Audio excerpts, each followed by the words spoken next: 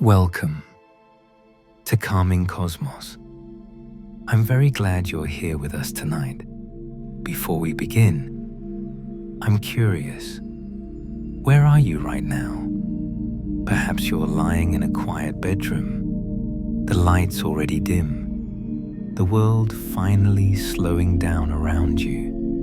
Maybe you're resting on a familiar sofa, the hum of evening settling in. Or perhaps you're somewhere else entirely, listening beneath a night sky of your own. Wherever you are, in this wide and varied world, you're exactly where you need to be. There's no rush tonight, nothing to prepare for, nothing to achieve. Just allow your body to rest into the surface beneath you. Let your shoulders soften, your jaw loosen, your breathing find its own calm, natural rhythm. If you enjoy these gentle explorations, a like and a subscription really do help this sleepy little channel continue creating peaceful journeys like this one. And if you're already subscribed, thank you, truly. Your support means more than you might realize. Tonight, we're drifting together into the quiet science of weather, not storms or drama, but the slow, patient systems that move air, shape clouds, guide rain, and quietly balance our planet. We'll explore how the atmosphere gently circulates, how warmth and pressure guide motion, and how the sky above us is never still, yet never rushed. There's no need to stay awake for all of this. In fact, if you drift off along the way, that's perfectly wonderful. That's exactly what this is for. Let the words move past you, like clouds across a wide sky. There's nothing to remember, no test waiting at the end. Just rest and listen as we begin. So take one slow breath in and a soft breath out, and let's begin. Weather begins, not with clouds or rain, but with air itself, invisible, ever present, quietly surrounding us. The air around you now feels still, but it never truly is.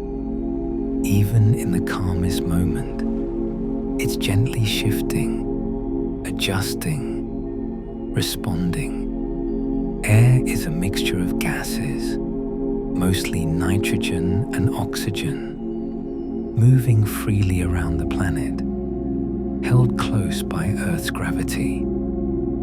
Gravity keeps the atmosphere wrapped gently around the globe, like a soft, invisible blanket. Without it, the air would drift away into space.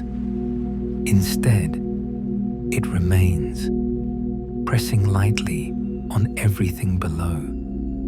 This pressure, known as atmospheric pressure, is something we rarely notice. Yet it's always there, pressing gently downward, equalizing, balancing. At sea level, the pressure is higher, and as you move upward into hills or mountains, it gradually lessens, not suddenly, not sharply, but slowly, step by step. The air we breathe has been here for billions of years, cycling, transforming, moving from place to place. Every molecule of oxygen entering your lungs has been breathed before by ancient forests, by creatures long extinct, by humans who lived centuries ago. The same air, returning, endlessly patient. Think about that for a moment. The oxygen you're breathing right now may have once been part of a breath taken by someone walking through ancient Rome, or released by a tree in a primeval forest millions of years ago, or carried across the ocean by trade winds, touching distant shores before arriving here. Each breath connects you to an unbroken chain, stretching back through time. You are breathing history. You are inhaling molecules that have witnessed the rise and fall of civilizations, that have drifted through ice ages, through periods of warmth, that have been part of storms, gentle breezes, hurricanes, and calm. Air is not just empty space. It is a living archive, carrying traces of everything it has touched. The nitrogen that makes up most of the atmosphere is relatively inert. It doesn't react easily with other elements, so it simply circulates, moving from place to place, largely unchanged. A passenger rather than a participant in most chemical reactions. Oxygen, on the other hand, is reactive.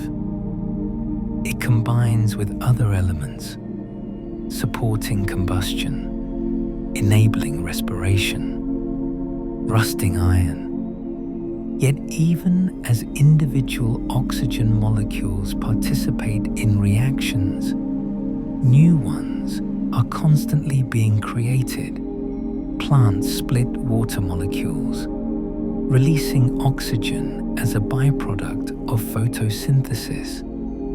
This oxygen replaces what is consumed, maintaining balance. The atmosphere also contains trace amounts of other gases: argon, carbon dioxide, neon, methane, water vapor. Each one present in tiny quantities, yet each playing a role. Water vapor, though it makes up only a small percentage, is crucial. It is the source of all precipitation. It absorbs and releases heat, influencing temperature. It is the raw material for clouds. Without water vapor, Earth would be a very different place. No rain, no snow, no clouds. The planet would be drier, temperature swings more extreme, life as we know it, impossible. Carbon dioxide, though even less abundant, also plays a vital role. Plants use it for photosynthesis, converting it into sugars and releasing oxygen. It absorbs infrared radiation, helping to warm the planet. Too little, and Earth would freeze. Too much, and it overheats. Balance, once again, is key. The atmosphere itself is layered, not sharply, but in gradual transitions.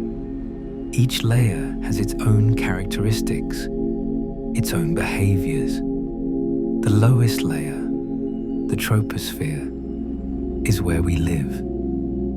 It extends from the surface to about 10 to 15 kilometers altitude. This is where weather happens, where clouds form, where precipitation falls, where winds blow. The troposphere contains most of the atmosphere's mass. About 75% of all the air compressed by gravity into this relatively thin layer. Temperature in the troposphere decreases with altitude. The ground is warm, heated by sunlight. But as you climb higher, the air gets colder. This is because the air itself is not heated directly by sunlight. Instead, sunlight warms the ground, and the ground warms the air above it, so the warmest air is near the surface. As you move away from the heat source, temperatures drop. This temperature decrease is remarkably consistent, about 6 to 10 degrees Celsius per kilometer, depending on humidity. This rate is called the environmental lapse rate. At the top of the troposphere, temperatures can drop to -50 or -60 degrees Celsius, cold enough to freeze carbon dioxide, cold enough that any water exists only as ice. Above the troposphere lies the stratosphere, extending from about 10 to 50 kilometers altitude. Here, temperature behaves differently. Instead of decreasing with altitude, it increases. This warming occurs because of ozone. Ozone molecules absorb ultraviolet radiation from the sun. This absorption releases heat, warming the stratosphere. The ozone layer, concentrated in the lower stratosphere, acts as Earth's sunscreen. It absorbs harmful UV radiation, preventing it from reaching the surface. Without this protective layer, life on land would struggle. UV radiation damages DNA, causes mutations, disrupts biological processes. The stratosphere is calm compared to the troposphere. Little vertical mixing occurs.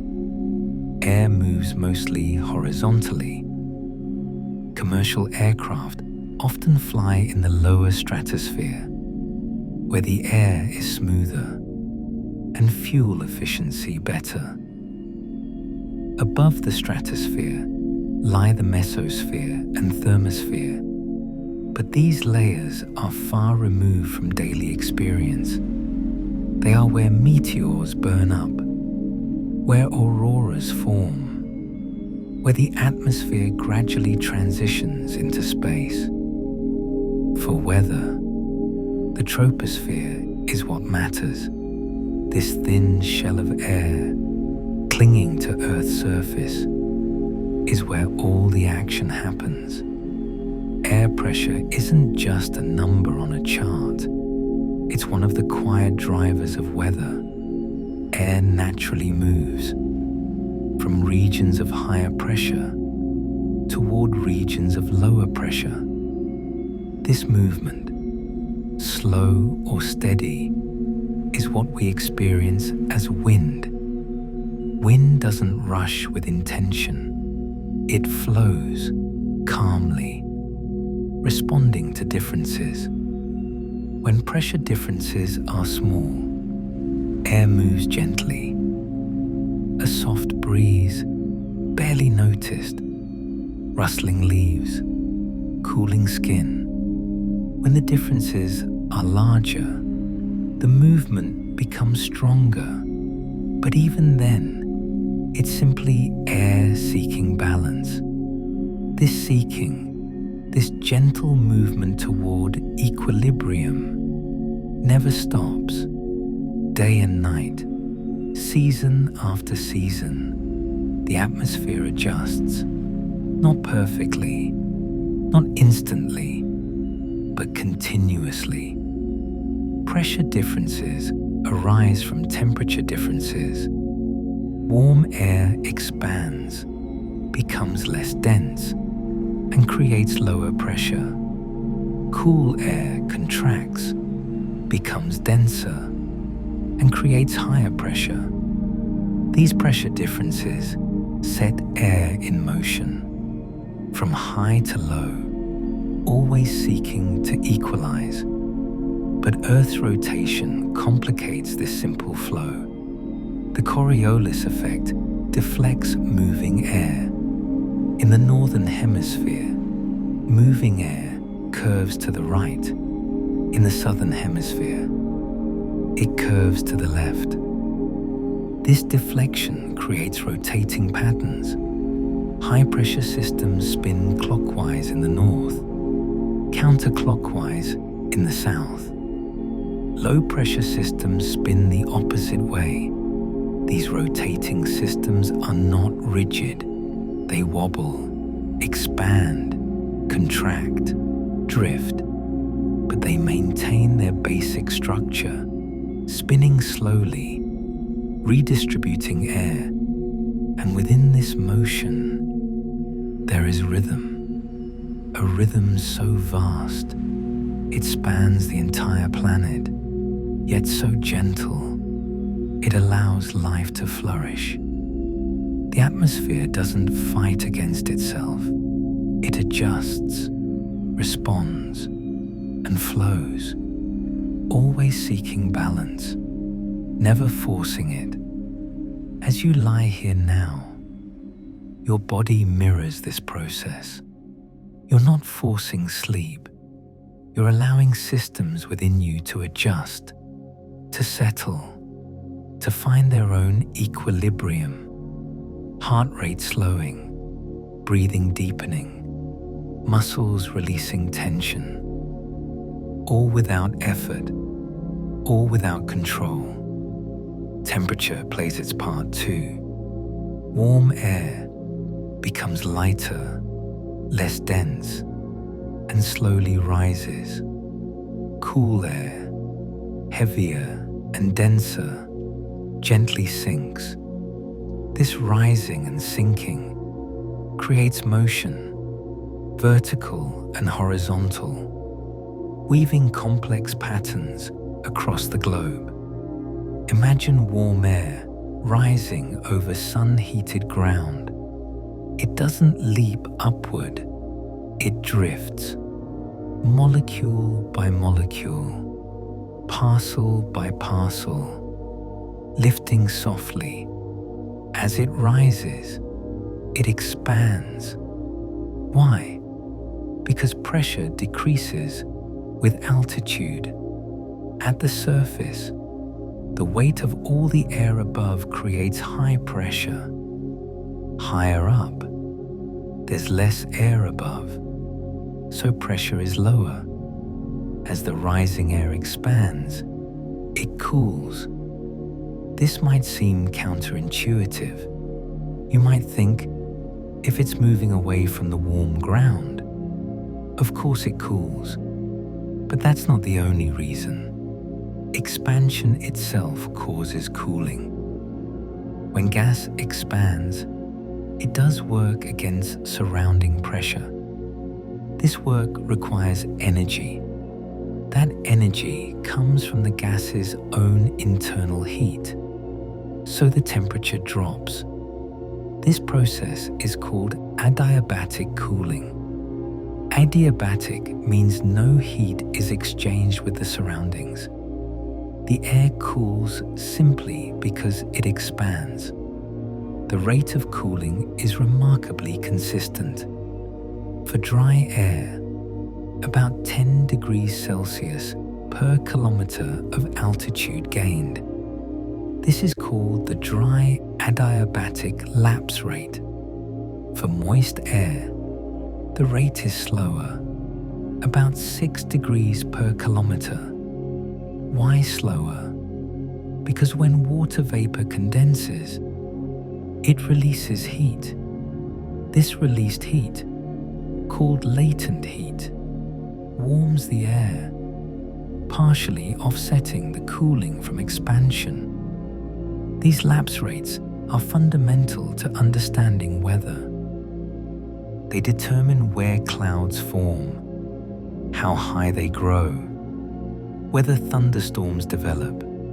If rising air cools faster than the surrounding environment, it becomes denser than its surroundings and sinks back down. The atmosphere is stable. If rising air cools slower than the environment, it remains less dense and continues rising. The atmosphere is unstable. Convection develops. Clouds grow tall. Weather becomes active. The sun quietly drives all of this. Its energy warms Earth unevenly because our planet is curved and tilted. Near the equator, sunlight arrives more directly. The sun climbs high overhead. Rays strike the surface at a steep angle, concentrating energy over a small area. Toward the poles, sunlight arrives at a shallow angle. The same amount of energy spreads over a larger area. Each square meter receives less energy. This difference, this gradient, sets everything in motion. At the equator, intense sunlight warms the surface. Land, ocean, vegetation, all absorb energy. They warm, and they warm the air above them. This warm air, heated from below, becomes buoyant.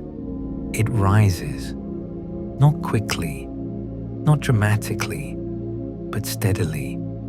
As it rises, cooler air flows in horizontally to replace it. This creates surface winds, converging toward the equator from the north and south. The rising air doesn't stop at low altitude. It continues upward, reaching heights of 10 to 15 kilometers. At these altitudes, it begins to move horizontally. Why horizontally?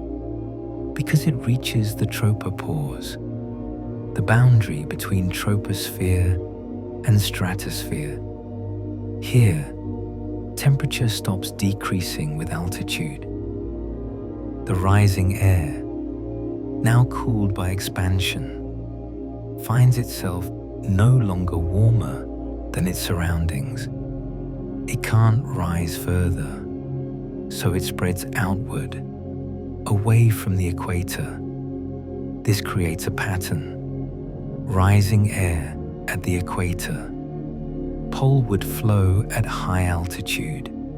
Eventually, this poleward flowing air cools further, becomes denser, and sinks. It sinks around 30 degrees latitude, north and south.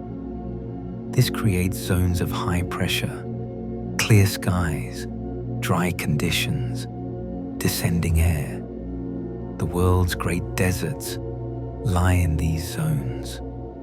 The Sahara, the Arabian, the Australian outback, the Kalahari, the southwestern deserts of North America, all exist because of this pattern of circulation. Air descending, warming, drying, creating conditions hostile to precipitation. Yet even these arid regions experience weather. Temperature changes from day to night. Occasional storms when conditions align. Winds that shape dunes over centuries. From the subtropical high-pressure zones, air flows back toward the equator at the surface. This completes the circulation cell.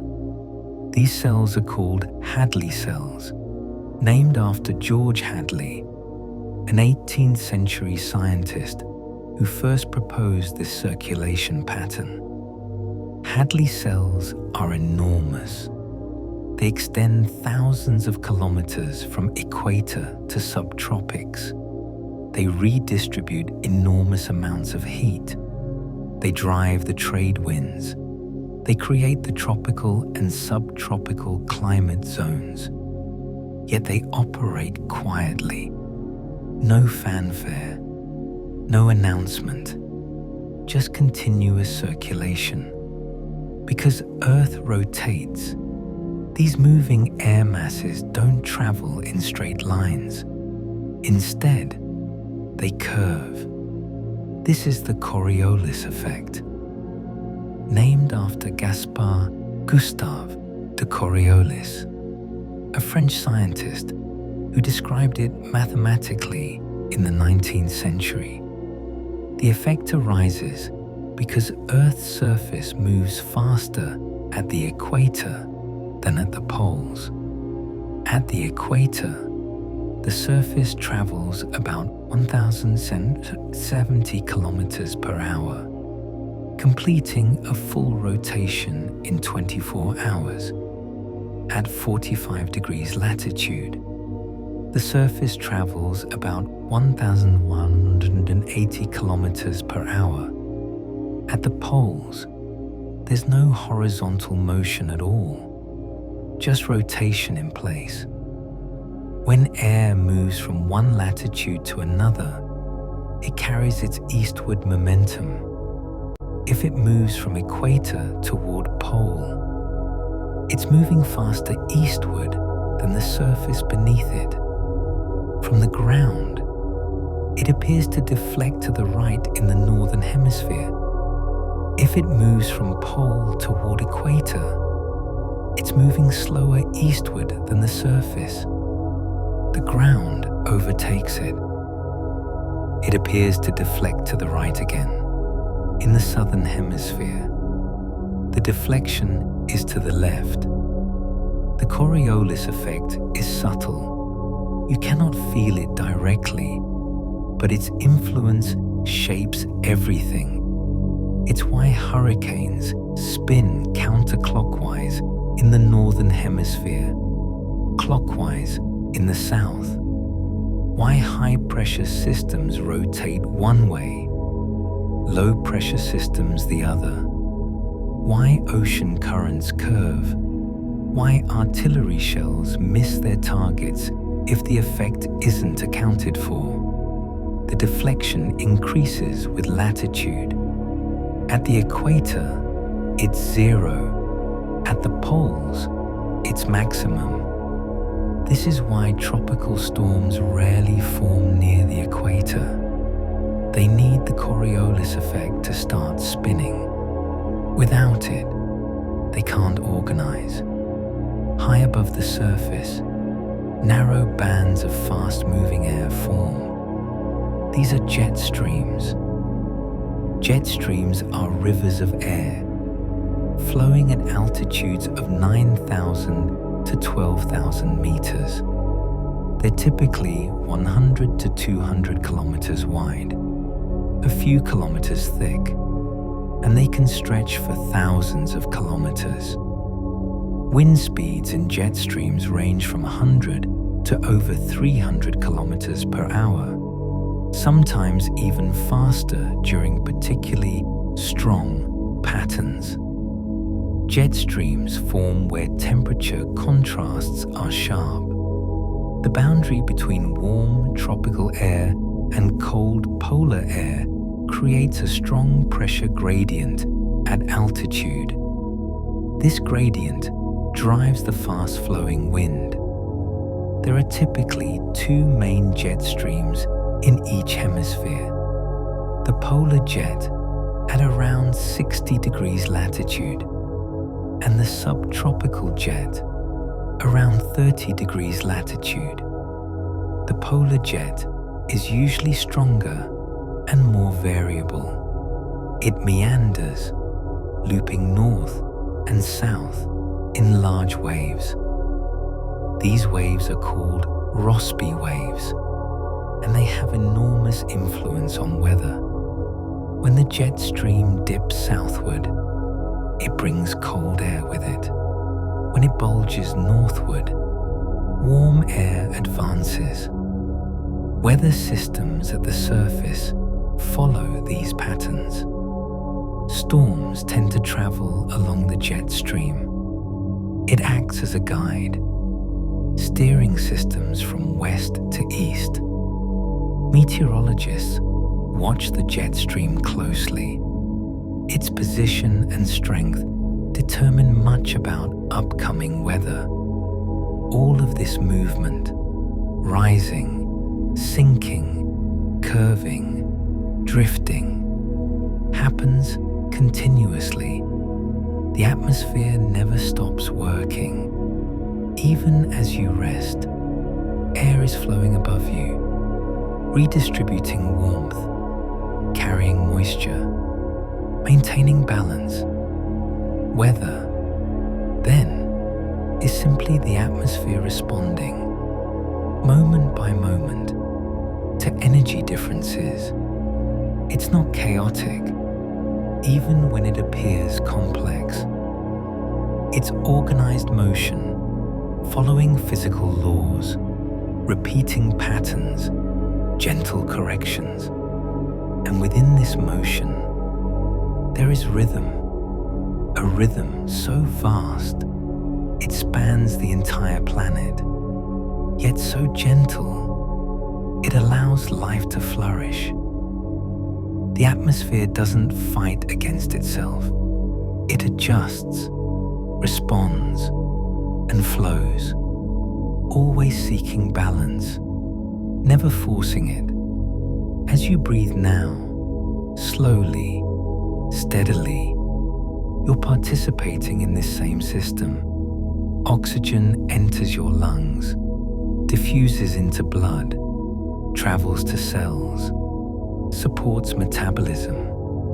Carbon dioxide, a waste product, travels back to lungs, and you exhale it.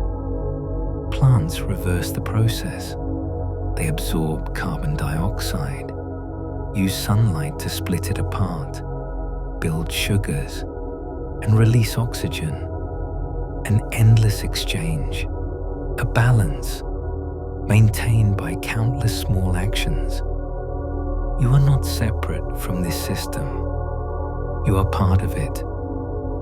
Your breath is part of the atmosphere's breathing. Your warmth is part of the planet's energy budget.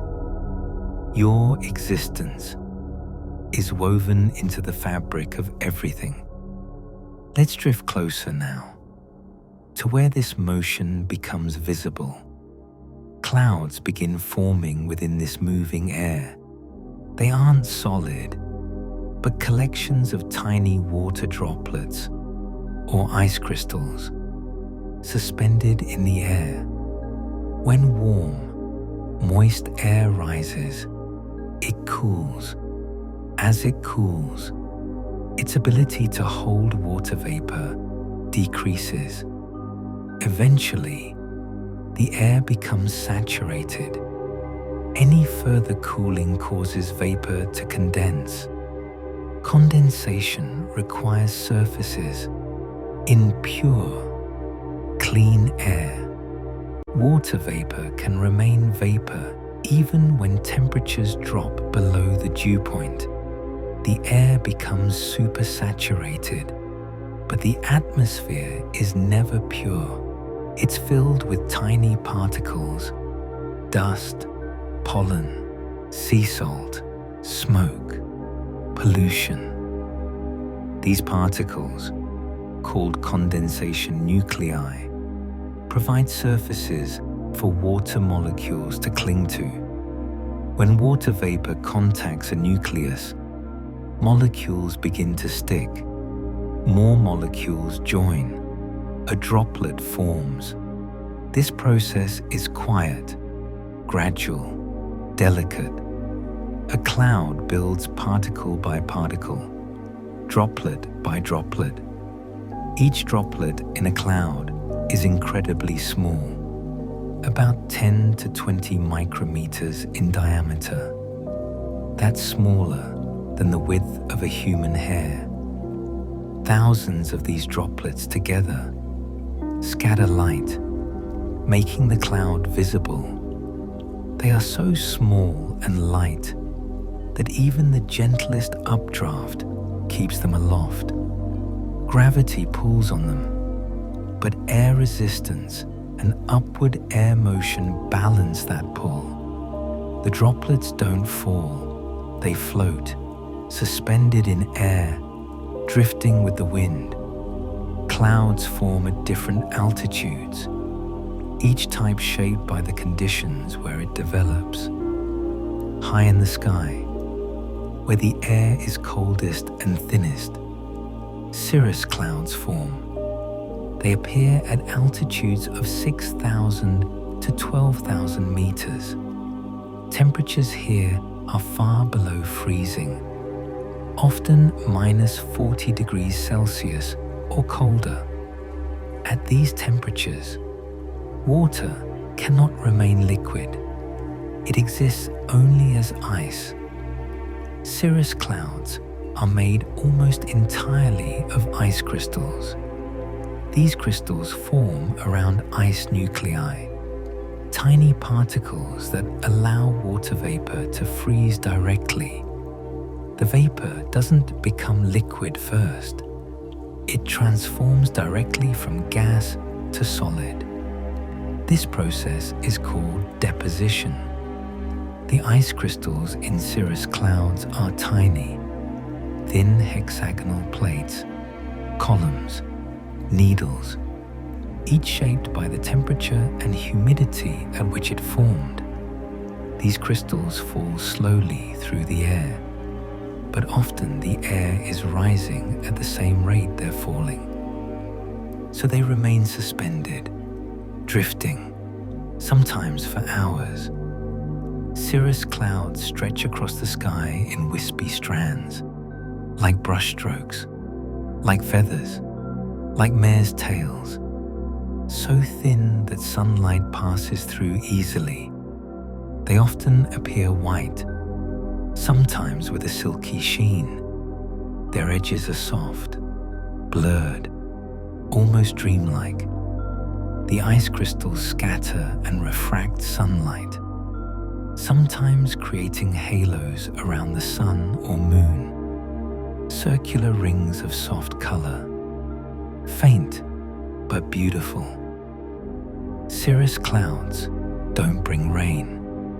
They're too high, too cold, too composed of ice for precipitation to reach the ground. They simply exist, drifting slowly, marking the presence of upper-level winds. Sometimes they appear in long, straight lines. Other times they curl gently, responding to the flow of air around them. Watching them, if you ever have, can be calming. They change shape so slowly that movement is barely perceptible. One moment a strand, the next a feather, then dissolving entirely. They teach patience through their own patient existence. Cirrus clouds often signal change. Their appearance may mean that weather is shifting. They arrive ahead of warm fronts, gentle heralds, sometimes a day or more before rain arrives. They are the atmosphere's whisper, suggesting transition without urgency. As you rest now, perhaps you imagine these high, thin clouds drifting far above, silent, cold, beautiful. There's something peaceful about knowing they're there, even if you can't see them, even if it's night. They exist, part of the atmosphere's endless motion. Below them, in the middle layers of the atmosphere, other clouds gather. These are thicker, more substantial, yet still soft in appearance. Altostratus clouds, for example, form uniform grey or blue-grey sheets. They can cover huge areas, sometimes the entire visible sky. They appear at altitudes between 2,000 and 6,000 meters. Temperatures here are cool but not frigid. Often, just above or just below freezing.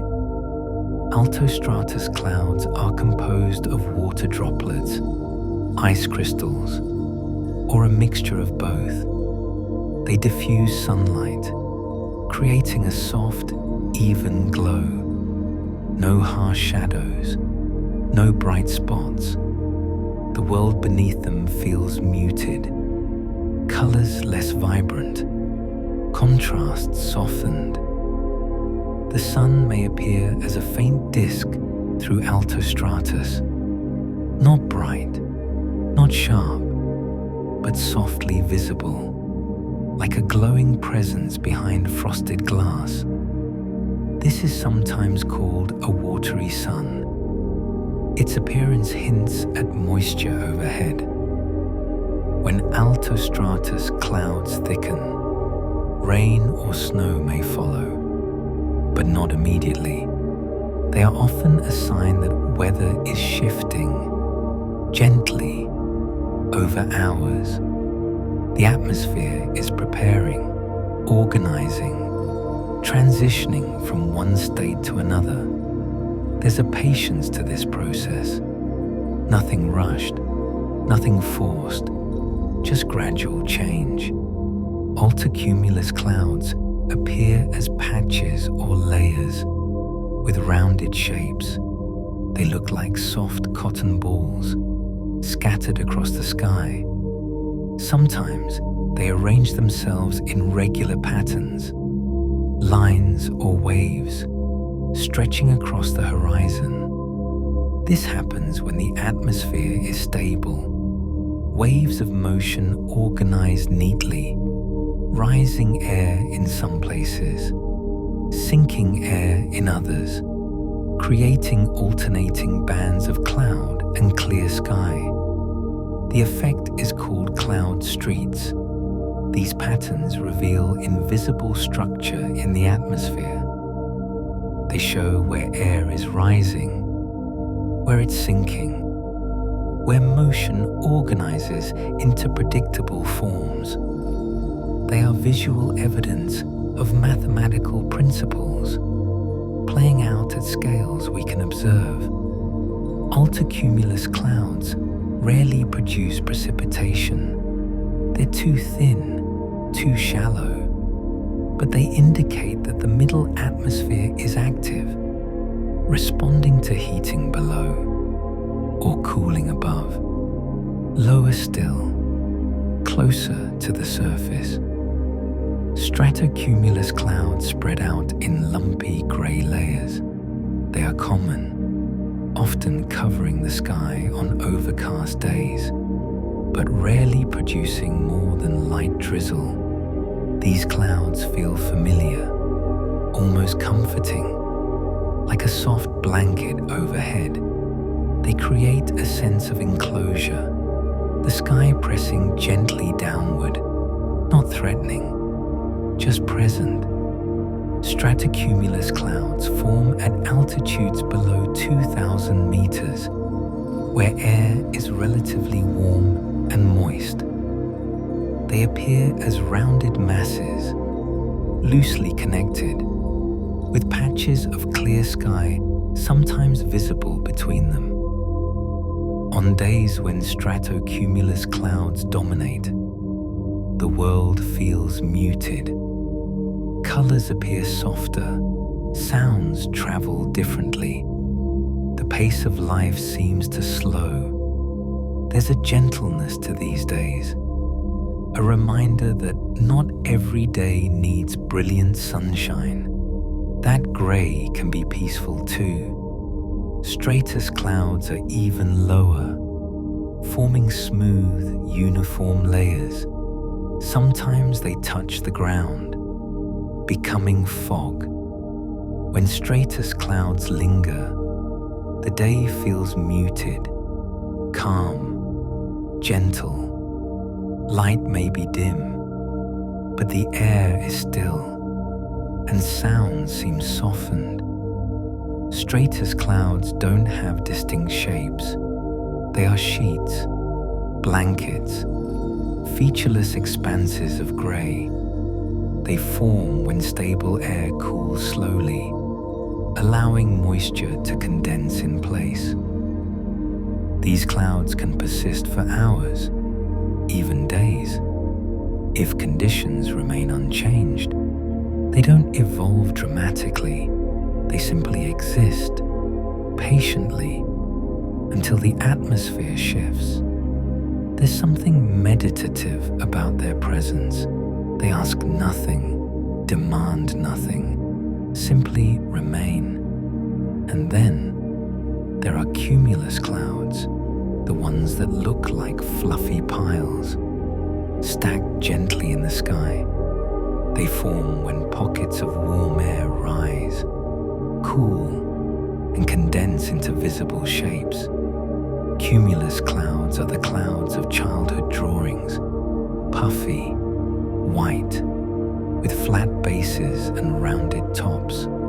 They appear cheerful, benign, drifting lazily across blue skies. On calm days, cumulus clouds remain small, scattered. They mark fair weather, and their presence often brings a sense of peace. Watching them drift, one after another, can quiet the mind. Each one tells a small story of rising air, of condensing moisture, of natural process. Each cumulus cloud marks a rising current of air. Beneath each one, warm air is lifting. The flat base of a cumulus cloud marks the altitude where condensation begins. Below that level, the air is too warm to form droplets. Above it, cooling allows cloud to form. This boundary is called the lifting condensation level. It's remarkably consistent. On any given day, all cumulus clouds in an area tend to share the same base height because they're all responding to the same temperature and humidity conditions. The top of the cloud, rounded and billowing, shows where rising air continues to push upward. As long as the air keeps rising, the cloud keeps growing. But if the rising stops, the cloud begins to evaporate at its edges, slowly shrinking, dissolving back into invisible vapor. In certain conditions, cumulus clouds grow taller. They become cumulus congestus. These are towering clouds, extending upward with increasing energy. If instability continues, they may evolve into cumulonimbus. Cumulonimbus clouds are the giants of the sky. They can reach altitudes of 12,000 meters or more. Towering from low levels to the upper atmosphere, these clouds bring more energetic weather, thunderstorms, heavy rain, sometimes hail or tornadoes. But even these develop gradually, layer by layer, as rising air continues to fuel them. They don't appear suddenly. They build over time, responding to instability in the atmosphere. The base of a cumulonimbus cloud is often dark, heavy with moisture. Rain may already be falling from the lower sections, while the top continues to build. The tops of cumulonimbus clouds often flatten, spreading outward in a shape called an anvil. This happens when rising air reaches the tropopause, the boundary where temperature stops decreasing with altitude. Unable to rise further, the air spreads horizontally, creating the characteristic anvil shape. These clouds command attention, not through aggression, but through presence. They are reminders of the atmosphere's power, and its patience. Even the most dramatic clouds follow the same basic principles as the gentlest ones.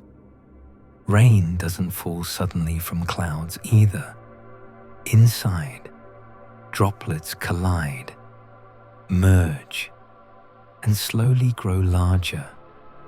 When they become heavy enough, gravity gently draws them downward, not as a release, but as a continuation of motion.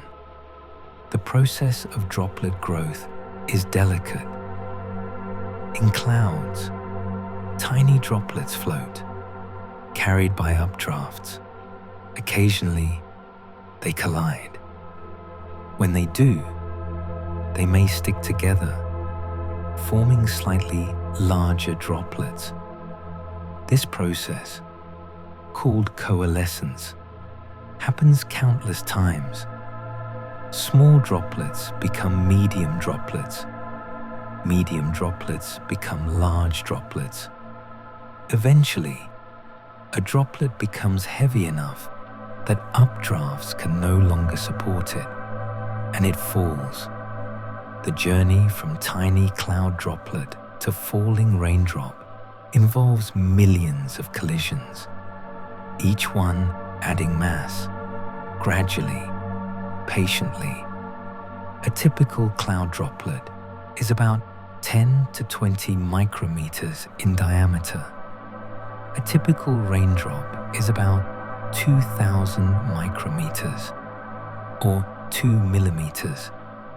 That's a difference of 100 times in diameter. But because volume scales with the cube of diameter, that's 1,000,000 times more massive. 1,000,000 times. That's how much growth occurs. How many mergers happen before precipitation reaches the ground? In warm clouds, where temperatures are above freezing throughout, coalescence is the main mechanism. Droplets bump into each other, merge, grow. Larger droplets fall faster than smaller ones, so they sweep up smaller droplets as they descend, growing even more. In cold clouds, where temperatures drop below freezing at higher altitudes, ice crystals play a role. Ice crystals grow more efficiently than liquid droplets in certain conditions. This is because, surprisingly, the air can be saturated with respect to liquid water, but supersaturated with respect to ice. What does this mean? At the same temperature, ice requires slightly less vapor pressure to be in equilibrium than liquid water does. So if air is holding just enough vapor to saturate liquid, it's holding more than enough to supersaturate ice. Vapor molecules migrate from liquid droplets to ice crystals. The droplets evaporate. The crystals grow. This process is called the Bergeron process, named after the Swedish meteorologist Tor Bergeron, who described it. The ice crystals grow, becoming heavier. They fall. As they descend through warmer air, they may melt, becoming raindrops. Or if temperatures remain cold all the way down, they reach the surface as snow. Rain is simply water returning to the surface, completing a cycle. It falls into soil, rivers, lakes, and oceans, where it will eventually evaporate again, rising once more into the air. This endless movement from surface to sky and back again is called the water cycle. Evaporation, condensation, precipitation, collection, no beginning, No end, just continuous flow. The water cycle is one of Earth's most fundamental processes. It has operated for billions of years, shaping landscapes, sustaining life, moderating climate. Water is unique. It exists naturally in all three phases on Earth: solid, liquid, gas. Few other substances do this, and water's properties are remarkable. It expands when it freezes. Unlike most substances, it has a high heat capacity, meaning it can store large amounts of energy. It's an excellent solvent, dissolving many substances. These properties make water essential for life and central to weather. Evaporation happens whenever water is exposed to air from oceans, lakes, rivers, puddles, even from skin and leaves. Water molecules absorb energy from their surroundings. They vibrate faster. Eventually, some gain enough energy to break free from the liquid. They become vapor. This process is invisible. You cannot see evaporation happening, but its effects are everywhere. A puddle shrinks after rain. Wet clothes dry on a line. Lakes slowly recede during dry seasons. All evidence of water's quiet departure into the atmosphere. The rate of evaporation depends on several factors. Temperature is one. Warm water evaporates faster than cold. Because molecules in warm water have more kinetic energy, they're more likely to escape. Humidity is another. Dry air accepts moisture more readily than humid air. If the air is already saturated, evaporation stops. There's nowhere for the vapor to go. Wind speed matters too. Wind carries vapor away from the surface, replacing saturated air with drier air, allowing more evaporation to occur. Surface area also plays a role. A shallow pan of water evaporates faster than a deep bucket, even though they contain the same amount of water, because more surface is exposed to air. But none of this happens quickly. Even in ideal conditions, evaporation is measured in millimeters per day. A slow, steady transfer of molecules, one by one, from liquid to gas. The oceans are the largest source of water vapor, covering about 71% of Earth's surface. They provide an enormous reservoir. Every day, the sun evaporates about 1,100 cubic kilometers of water from the ocean surface. That's roughly equivalent to 440 million Olympic swimming pools. This moisture enters the atmosphere, carried by winds. Some falls back into the ocean as rain, but much is transported inland, where it eventually falls as precipitation, supporting rivers, lakes, groundwater, sustaining ecosystems. Without this oceanic evaporation and transport, continents would be deserts. Plants participate in the water cycle too, through a process called transpiration. Plants draw water from soil through their roots. This water travels upward through the plant, through tiny tubes called xylem. Eventually, it reaches the leaves. Inside the leaves, water evaporates from cell surfaces. The vapor escapes through tiny pores called stomata. Stomata, remarkable structures. They can open and close, opening to allow carbon dioxide in for photosynthesis. But when they're open, water vapor escapes. Plants must balance these two needs. Photosynthesis requires carbon dioxide, but losing too much water can be harmful.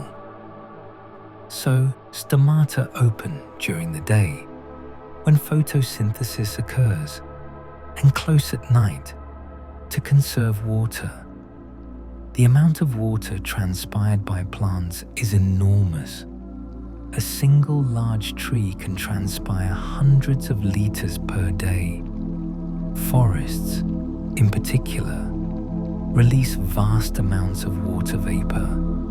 They breathe moisture into the air, helping to sustain clouds and rainfall. In tropical rainforests, transpiration is so significant that much of the rainfall is recycled moisture. Rain falls, trees absorb it. They release it back into the air. It condenses into new clouds, and it rains again. A local cycle within the larger global cycle. This is why deforestation can affect rainfall. Removing trees reduces transpiration. Less moisture enters the atmosphere. Rainfall may decrease. The Amazon rainforest, for example, generates much of its own rainfall. If large areas are cleared, the regional climate could shift, becoming drier, less able to support the remaining forest. A feedback loop that could accelerate forest loss. Condensation occurs when vapor cools enough to return to liquid form. This happens when air rises and expands, or when it comes into contact with a cool surface. Dew on grass, fog in valleys, clouds in the sky, all forms of condensation, each one following the same principle. Cooling air, reaching saturation, vapor becoming liquid. The temperature at which condensation begins is called the dew point. It depends on how much moisture the air contains. Humid air has a high dew point. It doesn't need to cool much before condensation starts. Dry air has a low dew point. It must cool significantly before reaching saturation. The dew point is actually a more useful measure of humidity than relative humidity because it doesn't change with temperature. If the dew point is high, say 20 degrees Celsius, the air feels muggy, even if relative humidity is only 50%. If the dew point is low, say 0 degrees Celsius, the air feels dry, even if relative humidity is 100%. Dew points above 20 degrees feel oppressive. Between 15 and 20, comfortable for most people. Between 10 and 15, pleasant. Below 10, dry. When air cools to its dew point, condensation begins. But where? If the air is near the ground, dew forms on surfaces, grass, leaves, car windows. If the air is aloft, clouds form. If the air fills a valley, Fog develops, all condensation, just in different places. Precipitation is the return journey, water falling from sky to surface. In whatever form conditions allow, rain, snow, sleet, hail, freezing rain. Each type follows the same principle, but with variations based on temperature and atmospheric structure. Rain is liquid water, falling when temperatures are above freezing throughout the air column. Snow forms when temperatures are below freezing. Water vapor deposits directly onto ice crystals, or supercooled droplets freeze on contact. Snow crystals are beautiful, each one unique, shaped by the precise temperature and humidity encountered during growth. At around -15 degrees Celsius, crystals form delicate plates, thin hexagonal discs. At -5 degrees, they form needles, long thin columns. In between, around -10 to -12 degrees, they form the classic star shapes, six-sided dendrites with intricate branching patterns. No two snowflakes are exactly alike, because no two follow the exact same path through the atmosphere. Each encounters slightly different temperatures, different humidity levels, different air currents, and these differences, however small, shape the final form. The journey from cloud to ground may take minutes or hours. During that time, the crystal passes through multiple atmospheric layers, each with its own temperature and moisture content. The snowflake records this journey in its structure, like a frozen diary of its fall. When you hold a snowflake, you're holding a unique moment in atmospheric history, a record of the exact conditions that existed along a specific path at a specific time. Snow doesn't rush either. It drifts, slowly, silently, accumulating layer by layer. It softens edges, muffles sound, and transforms landscapes gently. A blanket of snow changes how the world feels. Quieter, calmer, more insulated. Light reflects differently. Snow reflects up to 90% of sunlight. This high reflectivity is called albedo. The bright white surface bounces light back into space, keeping temperatures cooler than they would be otherwise. This creates a feedback loop. Snow cools the surface. Cool temperatures help snow persist. Persistent snow continues cooling. This feedback is one reason why ice ages, once started, tend to deepen. Sounds travel less far in snow-covered landscapes. Snow absorbs sound waves.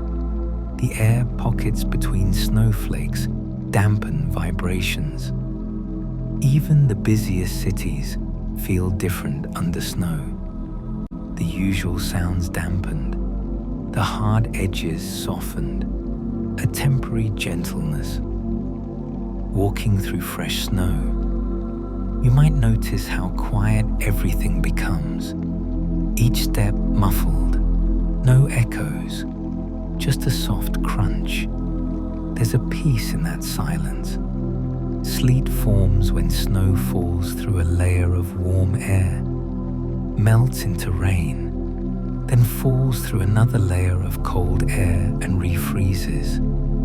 The result is small ice pellets, They bounce when they hit surfaces, making a distinctive tapping sound.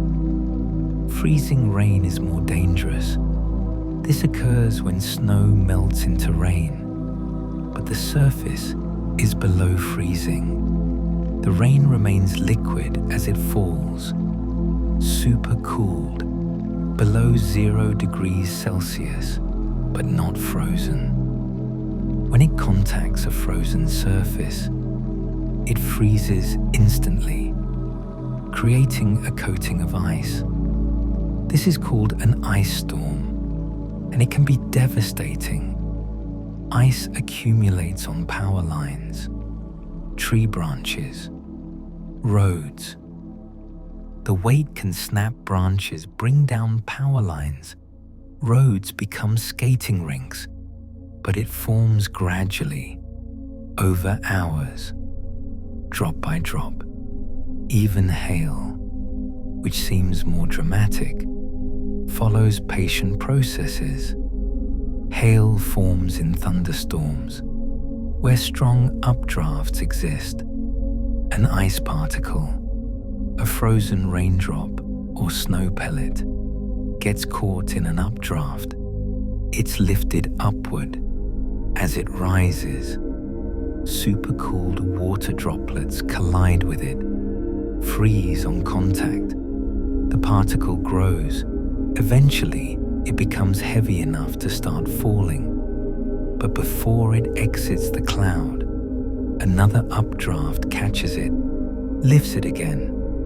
Each trip upward adds another layer of ice. Like rings in a tree, the particle makes multiple journeys up and down, growing larger each time. Finally, it becomes too heavy for any updraft to lift, and it falls to the ground, a hailstone. By examining a hailstone's layers, you can see evidence of its journey. Clear layers, formed when water froze slowly. Cloudy layers, formed when water froze quickly, trapping air bubbles.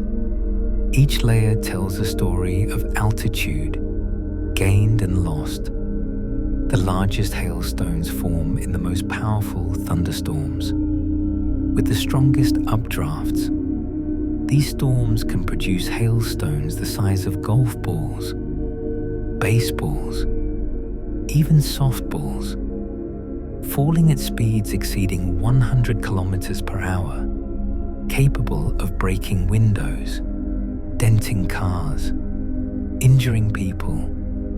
But even these extreme hailstones follow the same process, up and down, accumulating ice, layer by layer. Weather, at every level, is motion-seeking balance, water moving from liquid to vapor to solid, and back again, air rising and sinking, warming and cooling, energy spreading, equalizing, never wasted. As air masses move across land and sea, they pick up characteristics from the surfaces below. Air over oceans becomes moist. Air over land becomes drier. Air over warm regions carries heat. Air over cooler regions carries chill. These characteristics are called air mass properties. An air mass is simply a large body of air, thousands of kilometers across, with relatively uniform temperature and humidity. It forms when air sits over a region long enough to adopt its characteristics. Over a tropical ocean, air becomes warm and moist. Maritime tropical air. Over a polar region, air becomes cold and dry. Continental polar air. Over a continent in summer, air becomes warm and dry. Continental tropical air. Each type of air mass has distinct properties, and when they move, they bring those properties with them. A maritime tropical air mass moving northward brings warmth and humidity, muggy conditions, heavy dew, a feeling of thickness in the air. A continental polar air mass moving southward brings cold and dryness, clear skies, crisp air, a feeling of freshness. When different air masses meet, weather changes gently unfold. These boundaries, known as fronts, are transition zones. A warm front forms when warm air advances, gliding slowly over cooler air. The warm air, being lighter, rises gently over the denser, cool air. This creates a gradual slope, sometimes extending hundreds of kilometers. Along this slope, air is lifted. Lifted air cools, moisture condenses, clouds form. The clouds at a warm front arrive in sequence. First, high cirrus clouds appear, thin and wispy, sometimes a day or more before the front arrives. Then, altostratus clouds thicken the sky, creating overcast conditions. Finally, nimbostratus clouds form, low and grey, bringing steady rain or snow. This progression can take many hours, even a full day. The weather changes slowly, giving time to adjust. Temperatures rise gradually, winds shift direction. The air becomes milder, often more humid. A warm front passage is gentle, a slow transition from one air mass to another. A cold front forms when cooler air advances, pushing beneath warmer air. The cold air, being denser, acts like a wedge, forcing the warm air upward. The slope is steeper than at warm fronts, the lifting more rapid.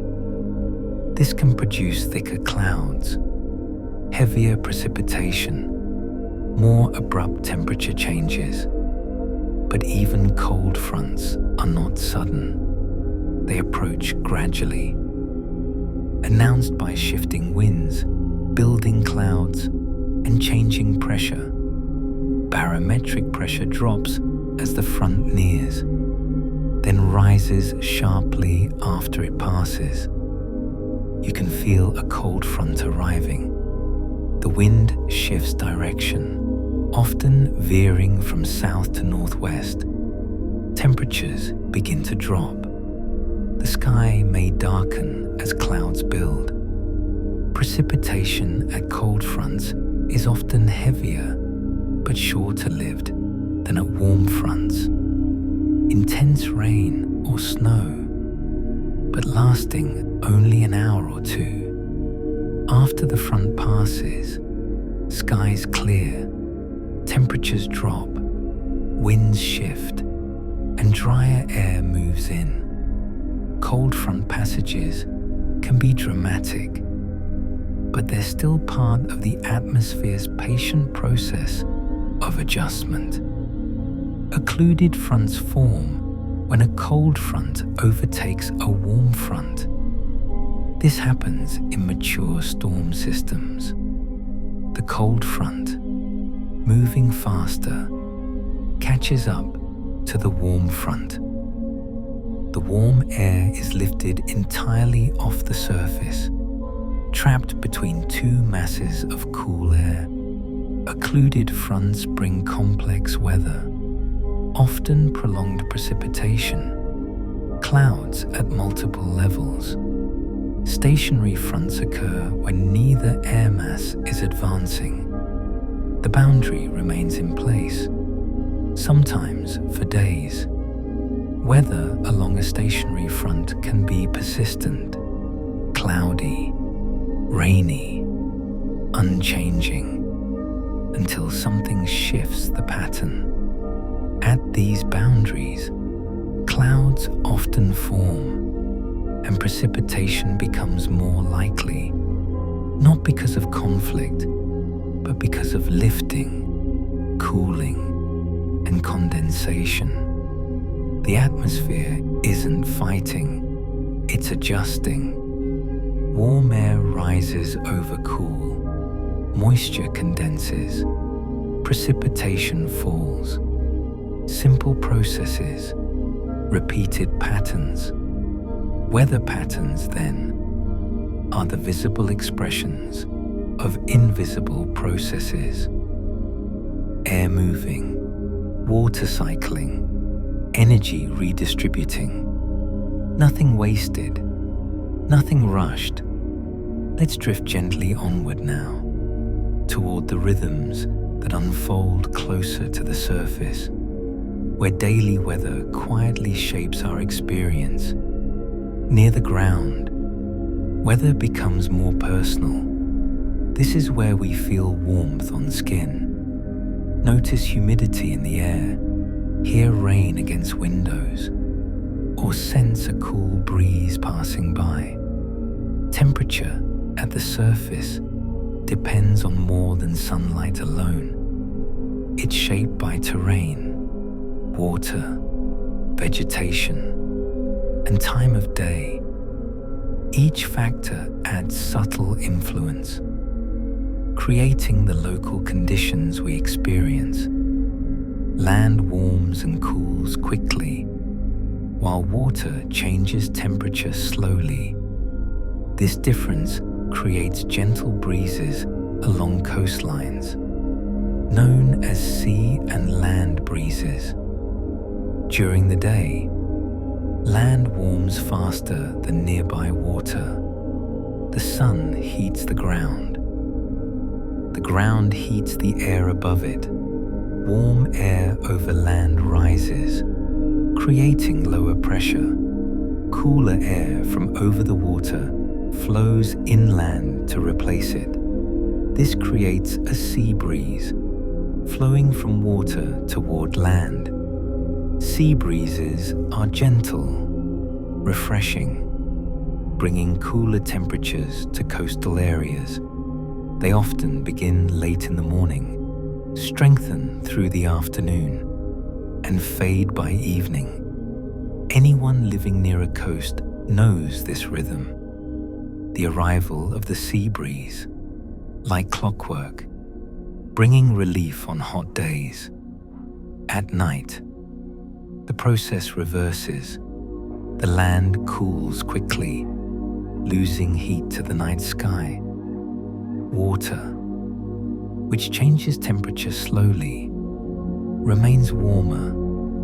Now, air over water is warmer than air over land. Warm air rises over the water, creating lower pressure there. Cooler air from land flows outward to replace it.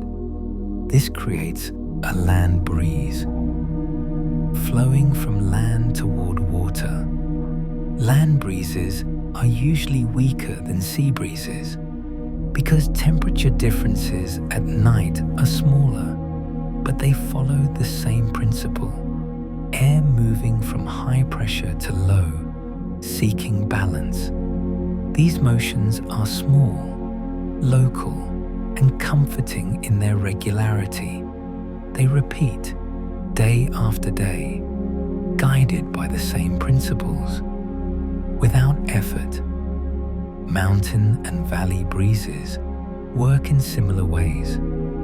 During the day, slopes heat up, warming the air above them. This warm air rises along the slopes, creating valley breezes that flow upward.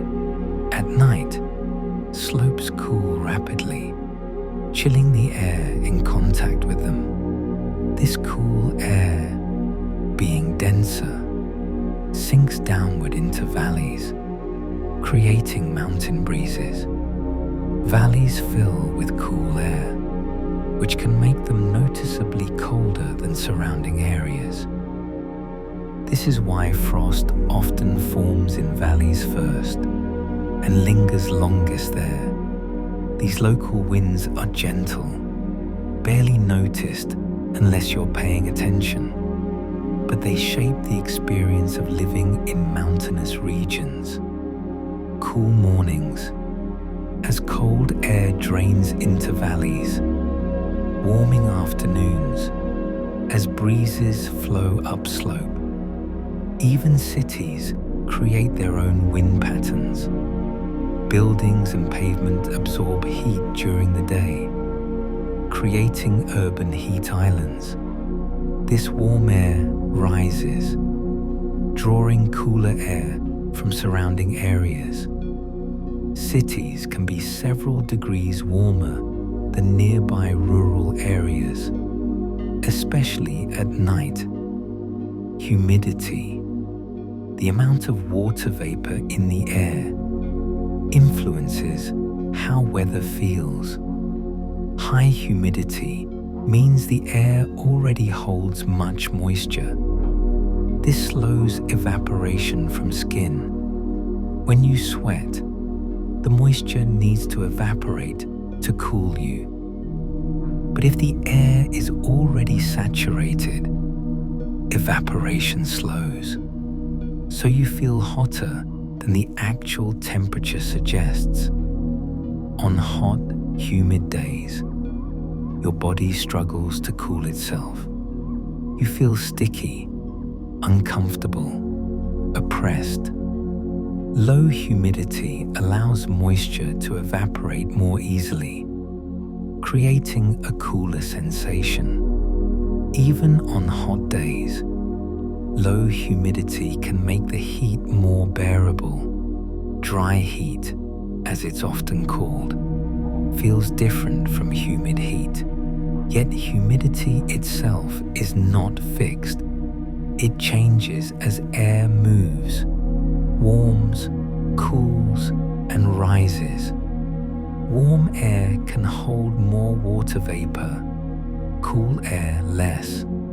This simple relationship shapes fog, dew, and cloud formation near the surface.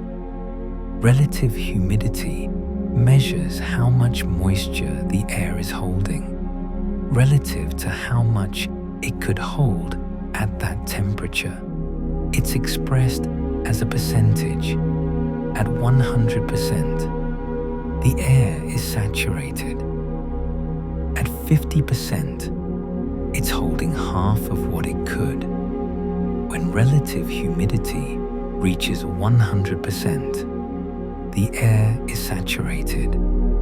Any additional cooling or moisture will cause condensation. This is how fog forms. Fog, for example, is simply a cloud at ground level. It forms when air cools enough for water vapor to condense, often during calm nights, when the ground slowly releases heat. Fog doesn't arrive suddenly. It forms quietly, settling, softening edges, dampening sound. Walking through fog feels like moving through a cloud. Visibility drops. The world shrinks to what's immediately nearby. Sounds become muffled. There's an intimacy to fog, a sense of enclosure.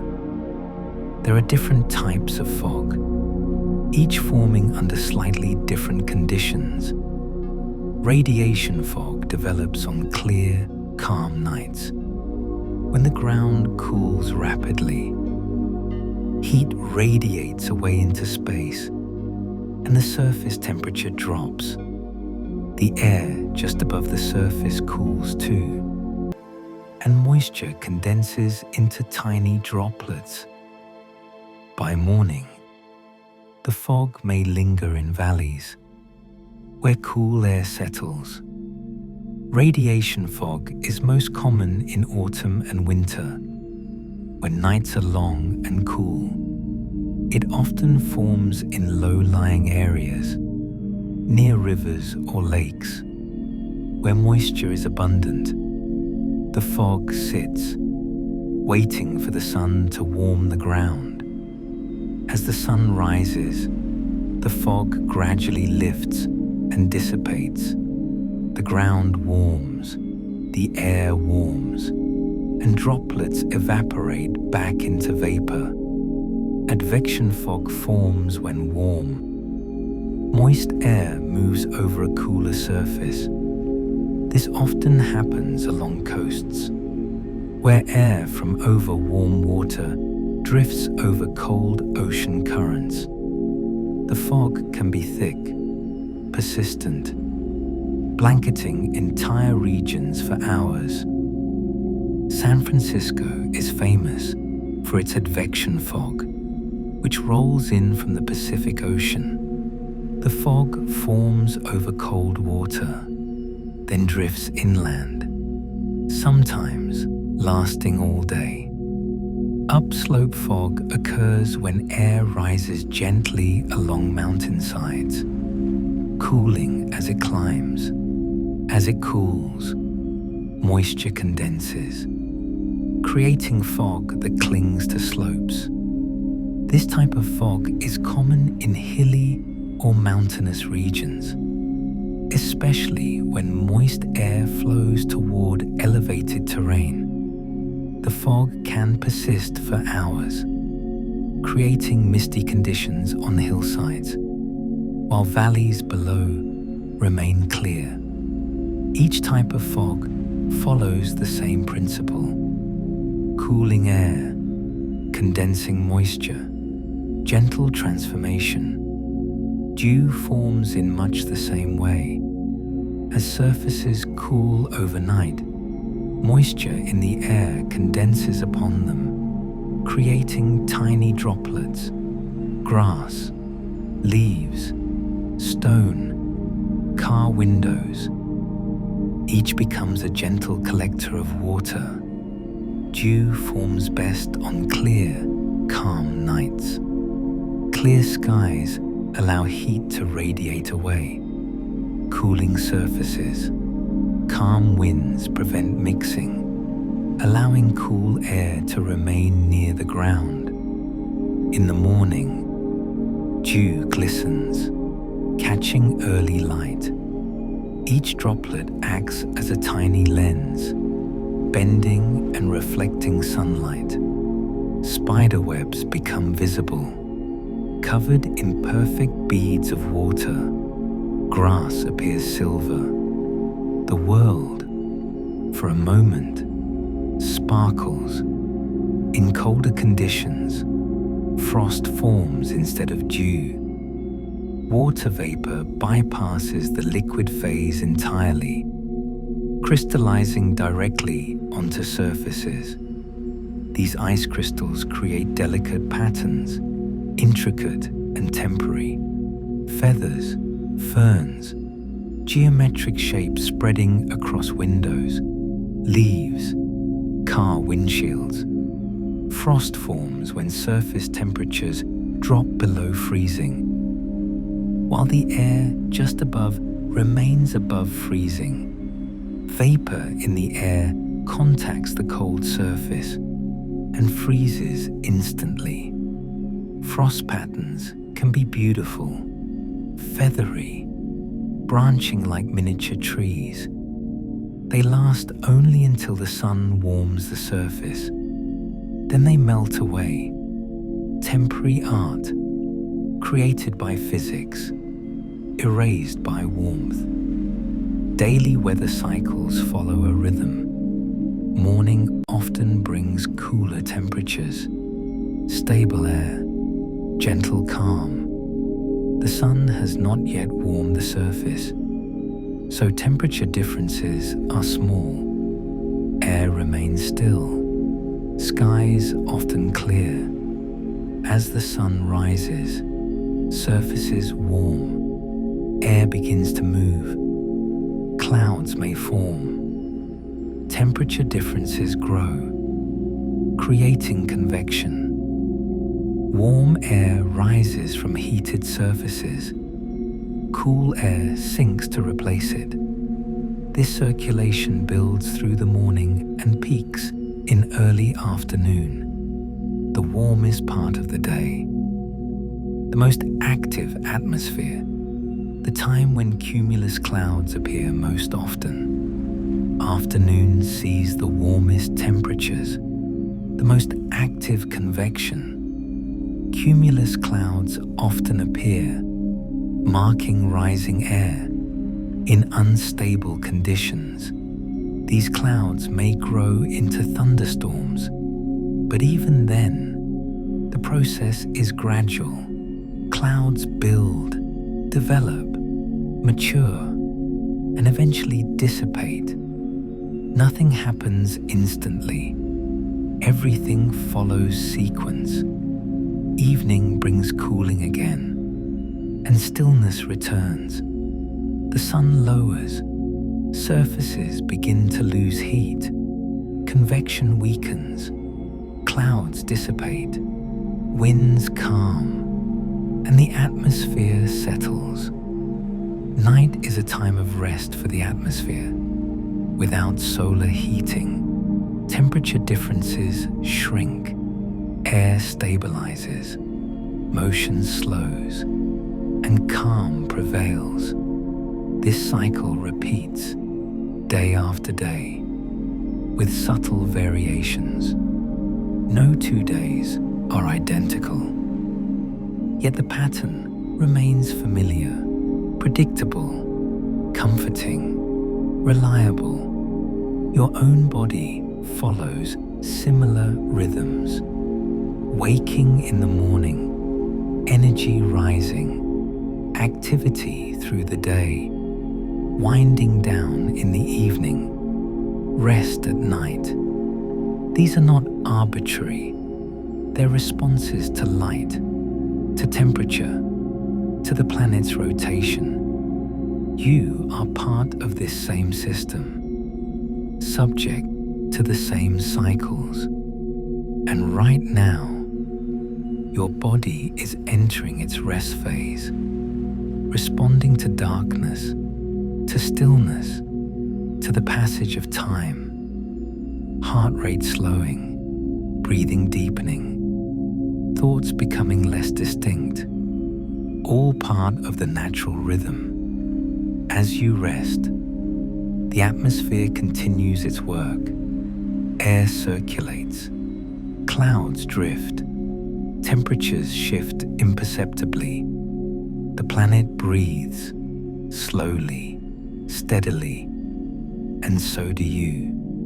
Your breath, rising and falling, mirrors the same gentle cycles, in and out, movement and rest.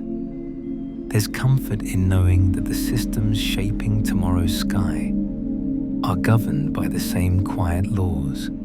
Every day, everywhere, nothing sudden, nothing mysterious, just calm motion, guided by physics and time. Let yourself rest in that knowledge. You don't need to follow every detail.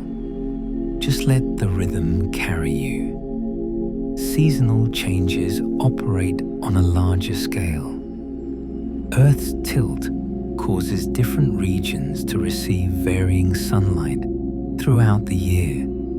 This drives the slow progression of seasons, shifting temperature patterns, and precipitation over months. In spring, days lengthen, sunlight strengthens, the ground warms gradually, ice melts, plants awaken, rain becomes more frequent as warm air begins to rise more often. Spring is a season of transition, of awakening, of renewal. Weather can be variable, as warm and cool air masses clash, but the overall trend is toward Warmth. Each day slightly longer than the last. Each week slightly warmer. Summer brings the most intense sunlight, the longest days. The surface heats thoroughly. Convection dominates. Thunderstorms are common, especially in the afternoons. But even summer's energy follows rhythms. Morning calm, afternoon activity, evening rest. The pattern continues, even in the most energetic season. In autumn, days shorten, sunlight weakens. The ground cools slowly, releasing the heat stored during summer. Convection weakens, storms become less frequent. The atmosphere settles into a quieter state. Autumn is a season of balance between summer's heat and winter's cold. Temperatures are mild, skies often clear. The air feels crisp, clean, refreshing. Winter brings the weakest sunlight, the shortest days. The surface cools deeply, and so does the air above. Convection is weak, clouds less common. The atmosphere is stable, calm, sometimes brittle. None of this happens suddenly. The planet transitions gradually, always adjusting, always flowing. Summer doesn't become winter overnight. The change unfolds slowly, day by day, giving life time to adapt. Trees sense the changing day length. They begin withdrawing nutrients from leaves. Chlorophyll breaks down, revealing the reds and yellows that were hidden. Animals prepare. Some migrate. Some hibernate. Some change their coats. Humans adjust too, adding layers of clothing, spending more time indoors, altering routines, all in response to the slow shift of seasons. This is the atmosphere's long rhythm, operating over months. Subtle, but undeniable. And you, like all life on Earth, respond to it. Even as you rest now, your body knows the season, knows the time of year, knows how long the days are. This knowledge is built in, encoded in your biology. You are not separate from these cycles. You are part of them. As we continue onward, deeper into these patterns, the explanations may become softer, less distinct. That's perfectly fine. You're not meant to remember every detail, just to feel the rhythm, to sense the continuity, to understand, in a quiet way, that everything connects, that weather is not random, that it follows patterns, that those patterns repeat, and that you, resting here, are held within this same patient system, a system that has maintained balance for billions of years. Storms, when they occur, are not disruptions, but intensified versions of ordinary processes. Stronger temperature differences, greater moisture, more energetic air movement. Yet even then, the same rules apply. Air seeks balance. Water follows gravity. Energy redistributes. Thunderstorms, for example, develop when warm. Moist air rises rapidly. As it rises, it cools and condenses, releasing energy.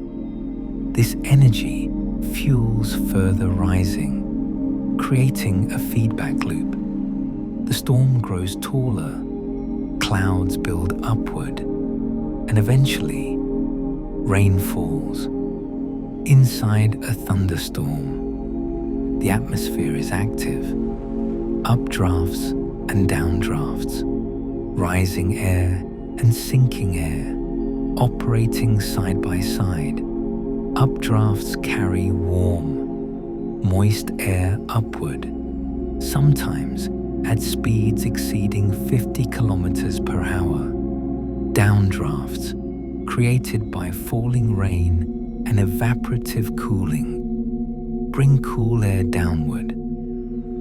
This circulation is powerful, but it's still part of the atmosphere's attempt to redistribute energy. Lightning occurs when electrical charges separate within the cloud. As ice particles collide, electrons are transferred. Lighter particles become positively charged. Heavier particles become negatively charged. Updrafts carry the lighter particles upward. They accumulate near the cloud top. Heavier particles sink, accumulating near the cloud base. The cloud becomes polarized. Positive charge at the top, negative charge at the bottom. The difference grows and grows until it becomes too great. A discharge occurs, following the path of least resistance. Lightning, the flash we see, is air being heated to extreme temperatures, over 30,000 degrees Celsius, hotter than the surface of the sun. This intense heat causes the air to expand explosively, faster than the speed of sound, creating a shockwave. That shockwave is thunder. Thunder follows, the sound of air rapidly expanding and contracting. It travels more slowly than light, about 343 meters per second at sea level. So we hear it after we see the flash. The delay between lightning and thunder tells us how far away the storm is. Count the seconds between flash and thunder, divide by 3, and you know the distance in kilometers. If the delay is short, the storm is close. If it's long, the storm is distant.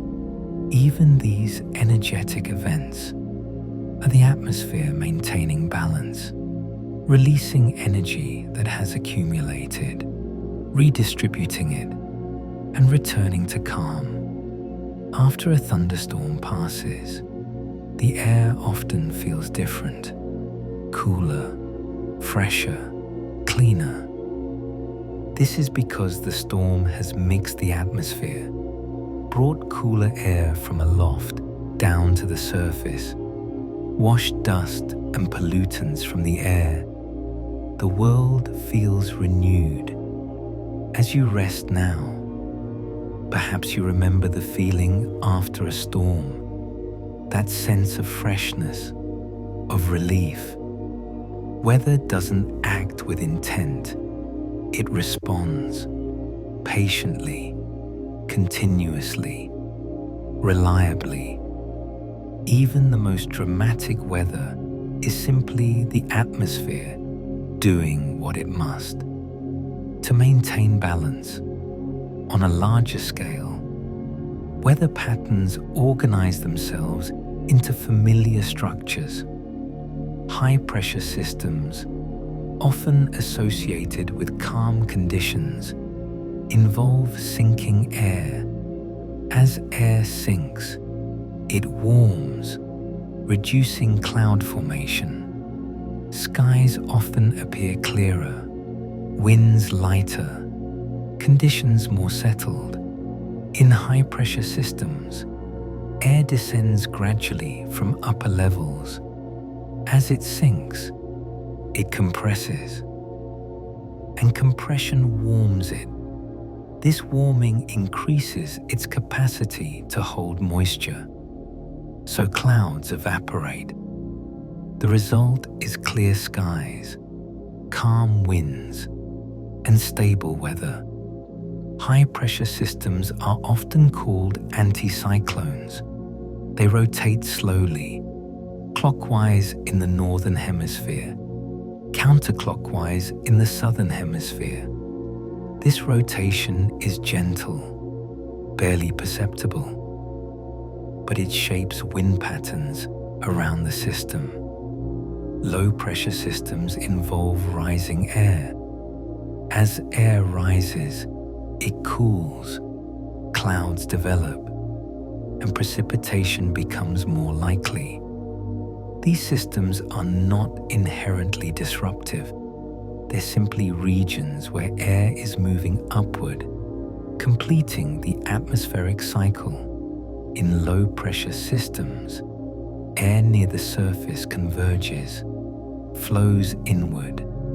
As it converges, it has nowhere to go but up. Rising air cools, moisture condenses, clouds form. The result is cloudy skies, wind, and often precipitation. Low-pressure systems are also called cyclones. They rotate in the opposite direction to high-pressure systems, counterclockwise in the northern hemisphere, clockwise in the southern hemisphere. Highs and lows move across the landscape, guided by prevailing winds and jet streams. They arrive, linger, and move on, rarely staying fixed for long. Weather maps may show swirling symbols, but in reality, these systems evolve smoothly. Pressure changes gradually. Winds shift subtly. Clouds build and dissolve. Nothing abrupt, everything flowing. These systems are part of the atmosphere's circulation, moving heat from warm regions toward cooler regions, redistributing energy, maintaining balance. As they travel, they bring weather changes. A high-pressure system brings fair weather. A low-pressure system brings clouds and rain. But both are necessary. Both play their role. Without low-pressure systems, precipitation would be rare. Without high-pressure systems, skies would never clear. Balance requires both. Seasonal wind patterns, like monsoons, are driven by large temperature contrasts between land and sea. As continents warm in summer, air rises over land, drawing moist air inward from oceans. This creates the monsoon rains. As continents cool in winter, air sinks over land. Dry air flows outward. The monsoon reverses. Monsoons are vital for many regions, supporting agriculture, replenishing water supplies, sustaining ecosystems. The Asian monsoon is the most well-known, affecting billions of people. During summer, the landmass of Asia heats intensely. Warm air rises, creating low pressure. Moist air from the Indian Ocean flows inward, bringing heavy rains. These rains are essential. They fill rivers, recharge groundwater, allow crops to grow. Entire civilizations have adapted to this rhythm, planting crops to coincide with the monsoon, building infrastructure to handle the rain. When the monsoon is strong, harvests are good. When it's weak, drought follows. During winter, the pattern reverses. The land cools, air sinks, creating high pressure. Dry air flows outward, precipitation decreases.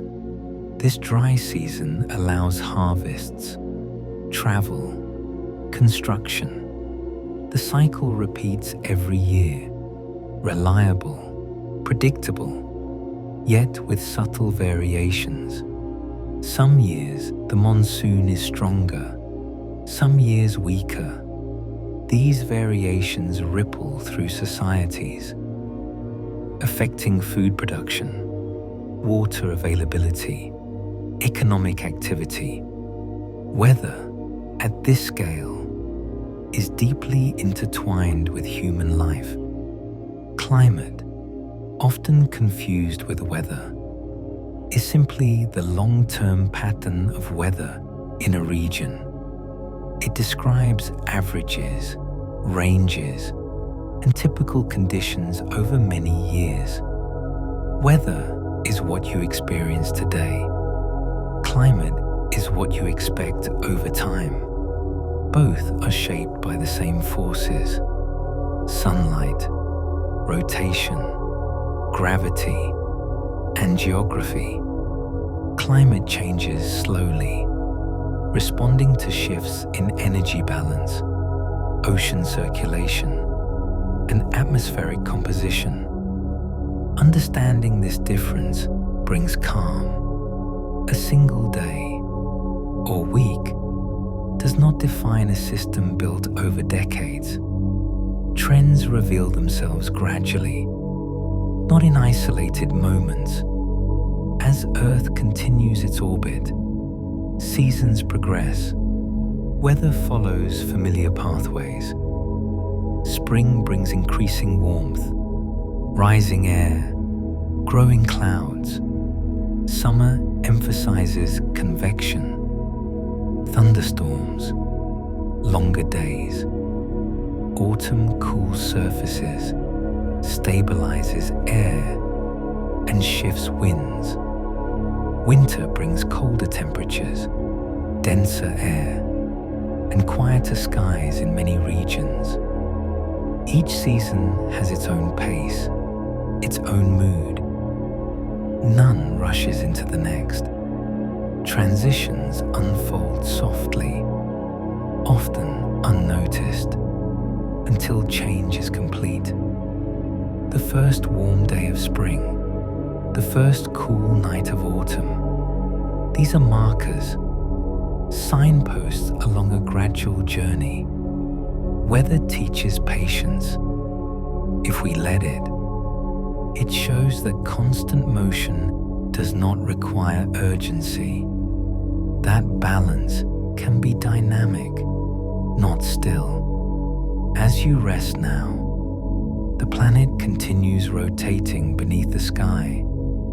Air moves, oceans flow, clouds form and fade, all without effort, all without instruction.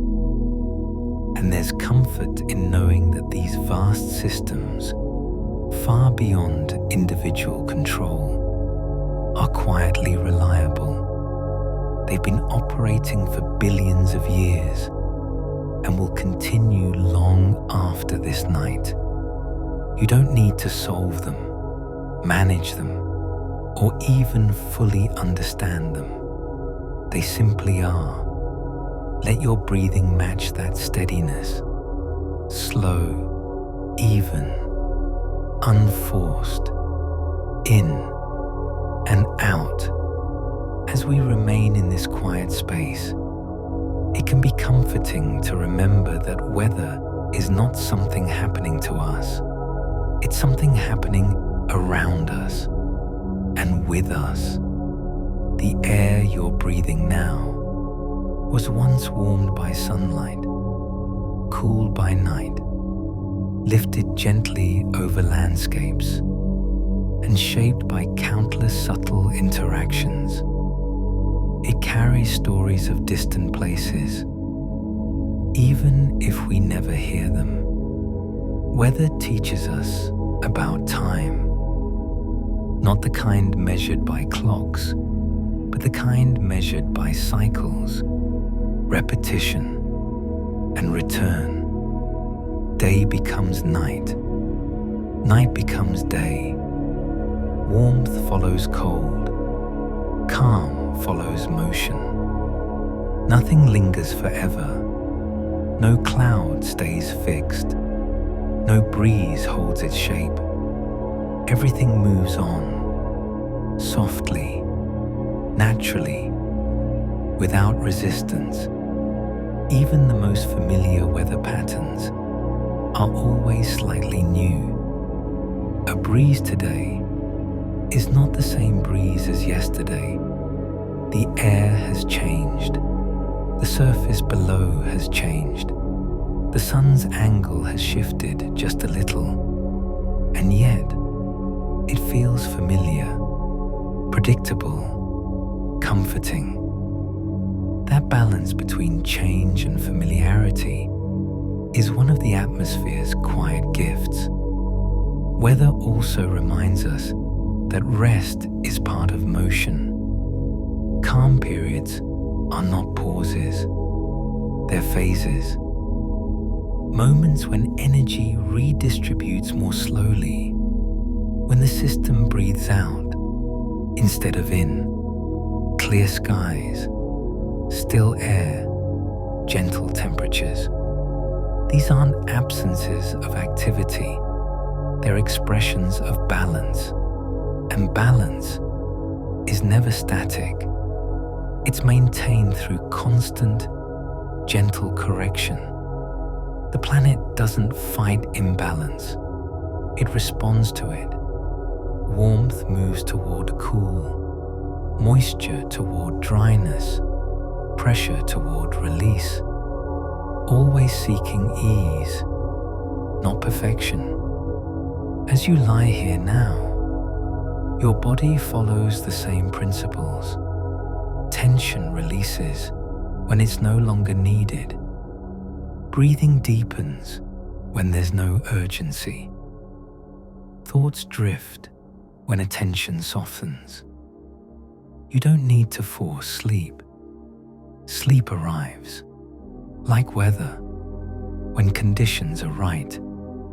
And those conditions are often quiet, safe, unhurried.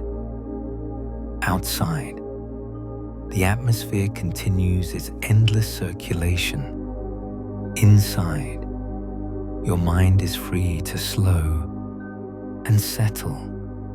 You may notice gaps between thoughts now, small spaces, like breaks in cloud cover. There's no need to fill them, just let them be. Weather doesn't hurry to the next moment, neither do you. If your awareness drifts, that's perfectly fine. If words blur together, that's even better. This journey was never meant to be followed step by step. It's meant to be felt softly, in the background, like distant wind. As we remain here, resting, it's worth noticing how weather connects places that may seem far apart. Air doesn't recognize borders, or maps, or names. It moves freely, crossing oceans, deserts, forests, and cities, carrying energy from one region to another. A breeze you feel today may have traveled hundreds, even thousands of kilometers before reaching you. Along the way, it absorbed warmth, released moisture, shifted direction, and changed speed. By the time it arrives, it's been shaped by everything it touched. This interconnectedness is one of the most calming truths about weather. No single place exists in isolation. Conditions in one region quietly influence another through slow, patient exchange. Ocean currents play a similar role. Water, like air, moves continuously. Warm water flows from the equator toward higher latitudes, while cooler water returns toward the tropics. These currents store and release heat slowly, stabilizing Earth's climate over long periods. The Gulf Stream, for example, carries warm water from the Caribbean northward, along the eastern coast of North America, then across the Atlantic toward Europe. This current moderates temperatures, keeping coastal regions warmer than they would otherwise be. Without the Gulf Stream, much of Western Europe would be significantly colder. The climate of England, for instance, is surprisingly mild for its latitude, thanks to this oceanic influence. Other currents work differently. The California current brings cold water southward along the western coast of North America. This cools coastal temperatures, creates stable air, and reduces rainfall. Where warm ocean currents meet cooler air, moisture rises, clouds form, and rainfall becomes more likely. Where cold currents flow beneath warm air, the atmosphere becomes more stable, often drier. Coastlines, shaped by these interactions, develop distinct climates over time. Mountains add another gentle influence. As air approaches elevated terrain, it's forced upward. Rising air cools, moisture condenses, and precipitation may occur on one side of the mountain. As the air descends on the other side, it warms and dries, creating what's known as a rain shadow. The Cascade Mountains in the Pacific Northwest create a dramatic rain shadow. On the western slopes, moisture-laden air from the Pacific rises, cools, and releases heavy precipitation. Forests grow thick and green.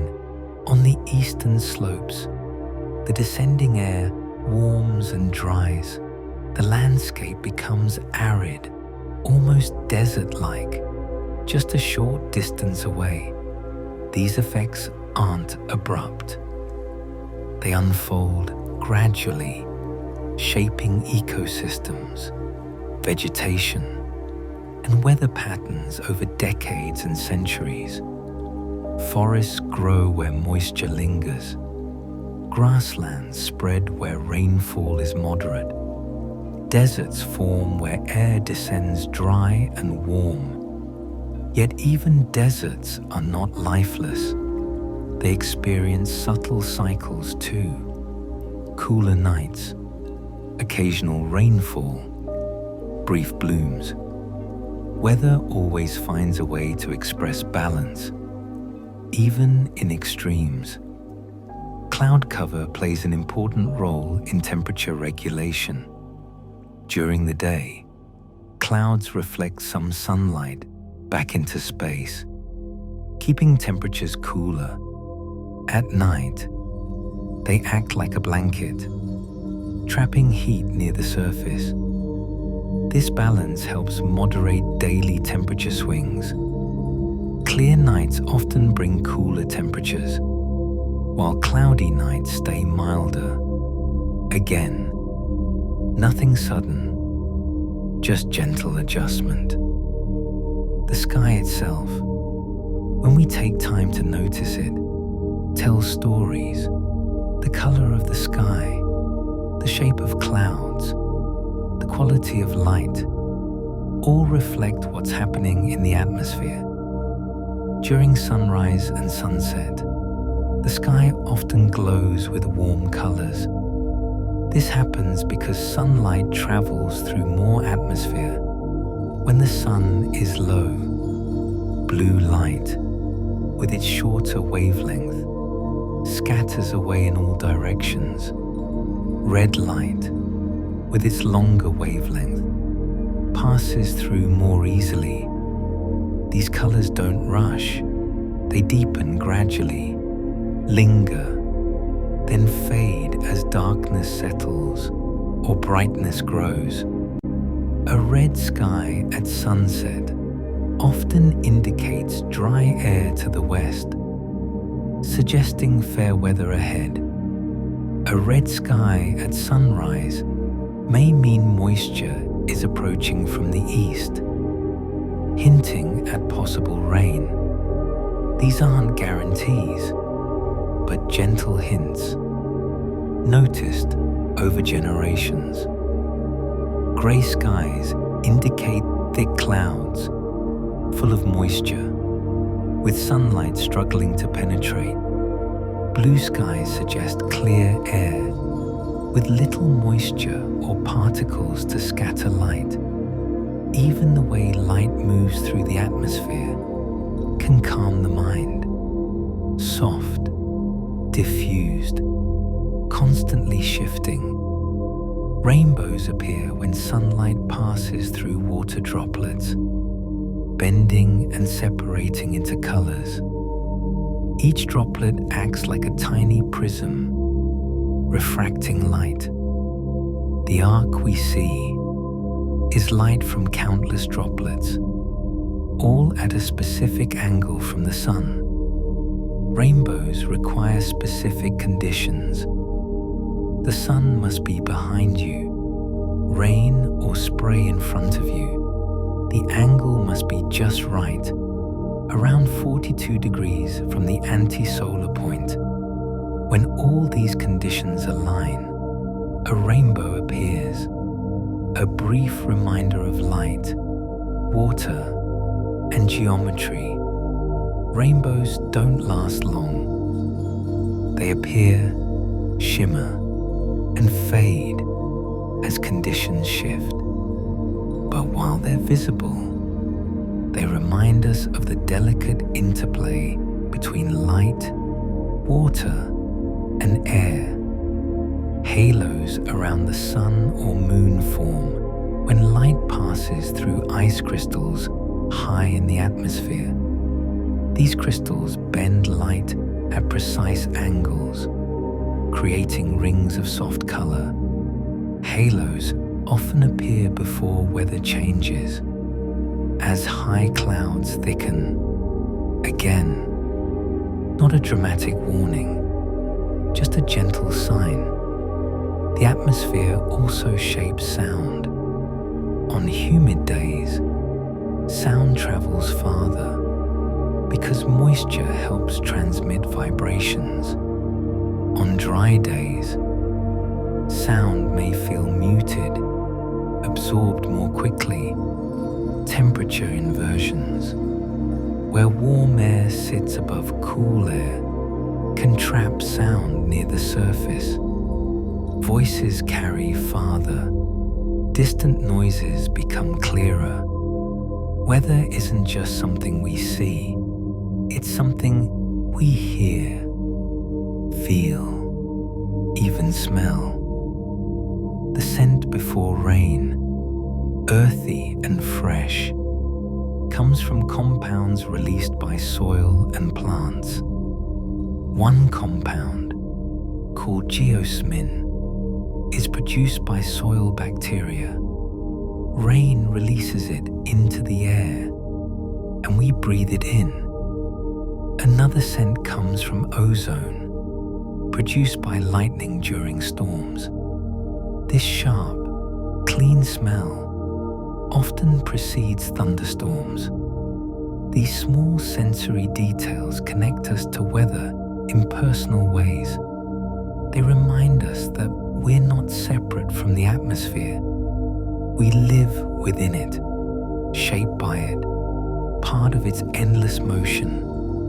As you rest now, perhaps you notice the air around you. still or moving, warm or cool, dry or humid, all of it part of this vast system.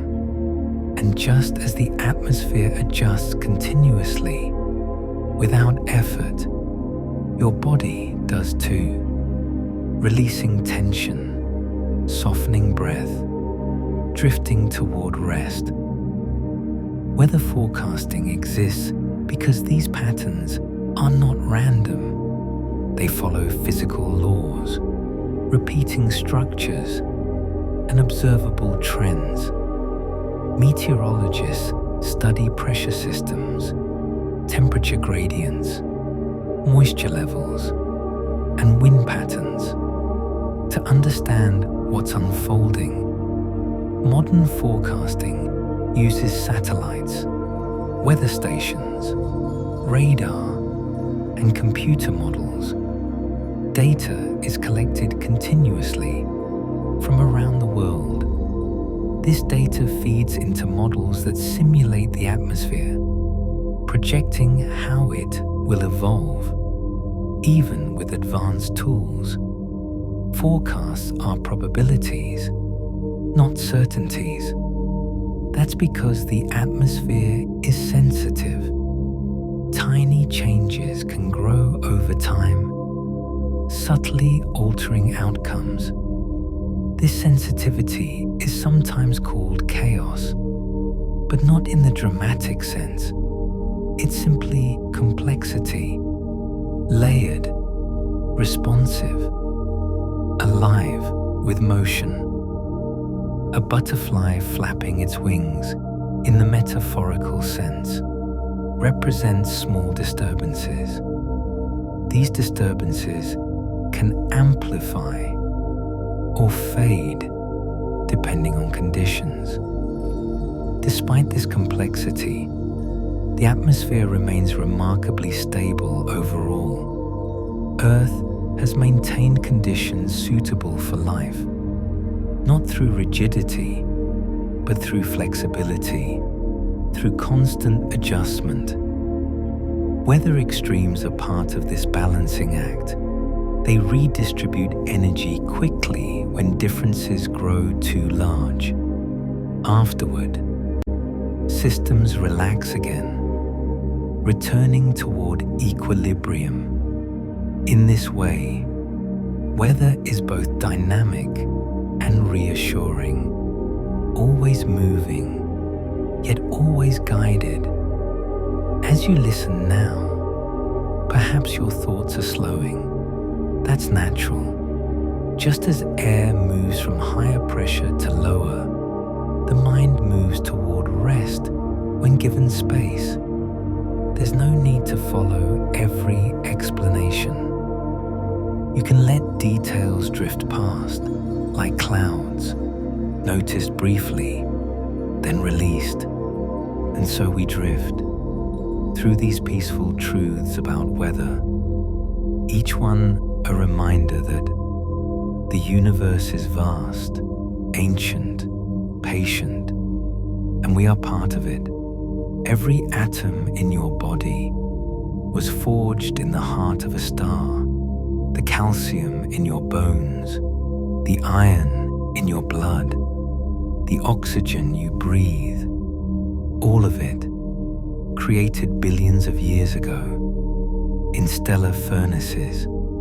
Stars much larger than our sun lived their lives, fused elements, and then, at the end, exploded. These explosions, called supernovae, scattered heavy elements across space. Those elements, drifting through the galaxy, eventually became part of the cloud that formed our solar system. The sun, the planets, and yes, you are, quite literally, made of stardust, connected to everything that has ever existed, to distant galaxies, to dying stars, to planets orbiting suns we'll never see. We are not separate from the cosmos. We are the universe, looking back at itself. And perhaps that's the most comforting truth of all, that we belong here, that our existence, however brief, is woven into the fabric of everything. We are witnesses to infinity, participants in an ancient story that began long before us and will continue long after. So rest easy, knowing you're exactly where you should be, part of something vast, something beautiful, something eternal. The same laws that guide distant stars guide you. The same gravity that holds galaxies together holds you too. The same cycles that move weather across continents move breath through your lungs. There's wonder in this knowledge and peace. We are small, and yet we are everything. Temporary, and yet timeless. Alone, and yet connected to all that is. Rest now, in this cosmic embrace. The atmosphere continues its work.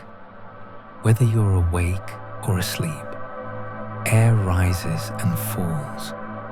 Water evaporates and condenses. Energy flows from here to there. All of it, part of the same patient system. A system that has maintained balance for billions of years. A system that will continue long after this night, long after this moment. You don't need to maintain it. You don't need to understand it completely.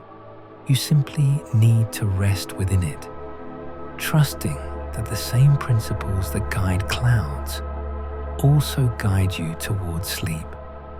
The atmosphere is always working, but never straining. It balances energy the way a calm breath balances the body, inhaling warmth, exhaling it elsewhere, over and over, without fatigue. There is something deeply reassuring in that. A reminder that stability does not come from force, but from constant, gentle correction. When sunlight warms the surface, air responds by rising. When that air cools, it sinks again. When moisture gathers, it returns to the ground.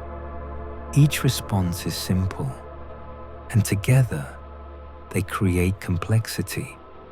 Yet complexity does not mean chaos. It means richness, layer upon layer of small processes, each doing very little on its own, but accomplishing balance together. Weather systems do not rush toward conclusions. They unfold, then dissolve, leaving space for the next pattern to form. Nothing clings, nothing insists. As you rest now, you may notice a similar softening within yourself. Thoughts arise and pass. Sensations come into awareness, then fade again.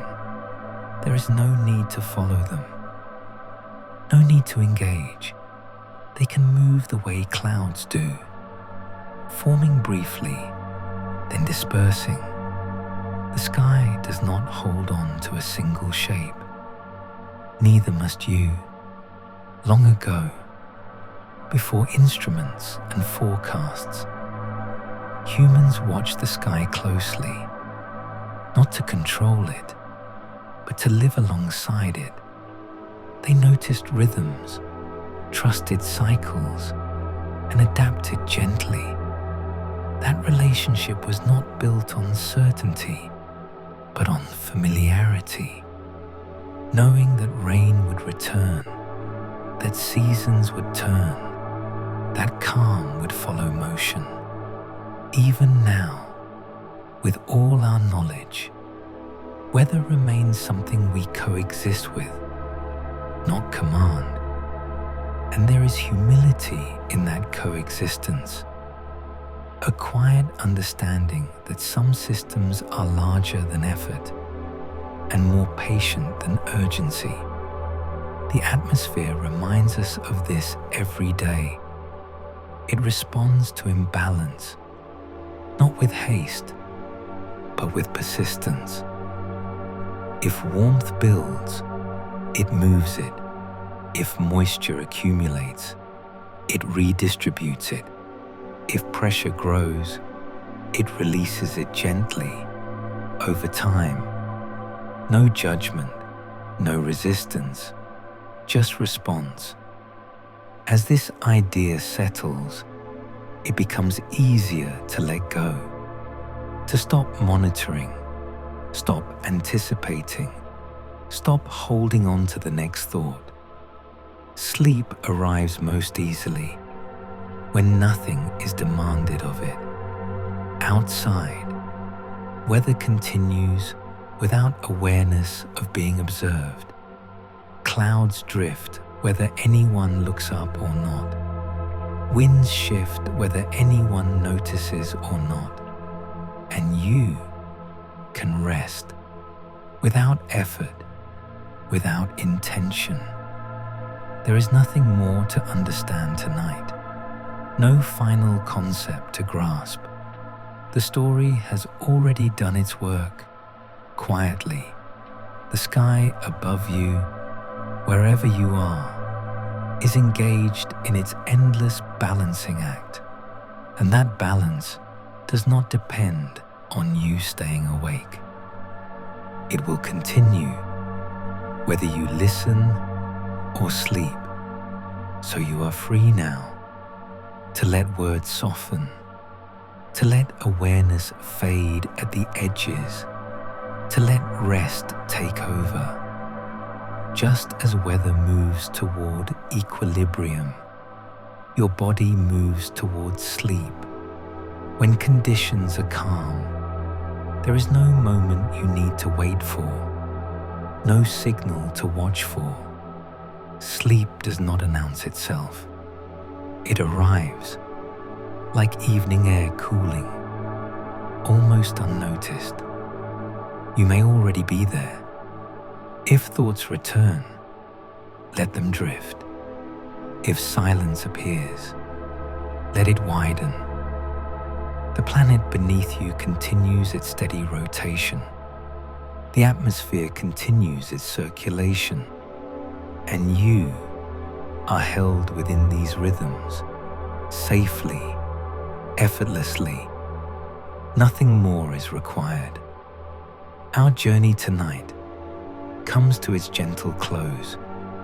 We've drifted through the quiet science of weather, seen how air moves, always seeking balance, discovered how clouds form, patient and gradual, and found peace in the vastness of it all.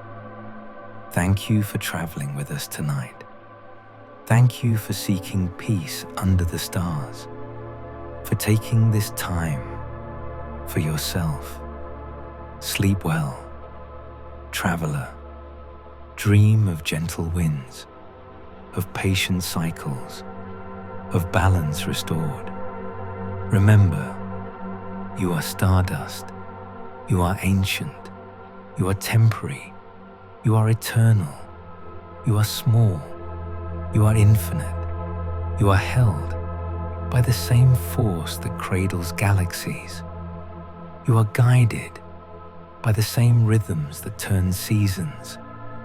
You are safe in the embrace of a world that knows how to heal itself. The atmosphere will continue its work long after these words fade, balancing, adjusting, flowing, and you are free to rest, knowing that balance does not require effort. That sleep, like weather, arrives when conditions allow. Rest now. Let the weight of the day dissolve. Let your thoughts drift like clouds. Let your body settle like evening air. There is nowhere else to be, nothing else to do. Just this moment, soft and still. Weather will continue, seasons will turn, the atmosphere will breathe, and you are free to sleep. The journey is complete, the words have done their work, and sleep, whenever it arrives, will be welcome. Good night, dear traveler. Sleep well, and may your dreams be as peaceful as a calm night sky, as gentle as morning dew, as timeless as the stars themselves. Rest now. Good night.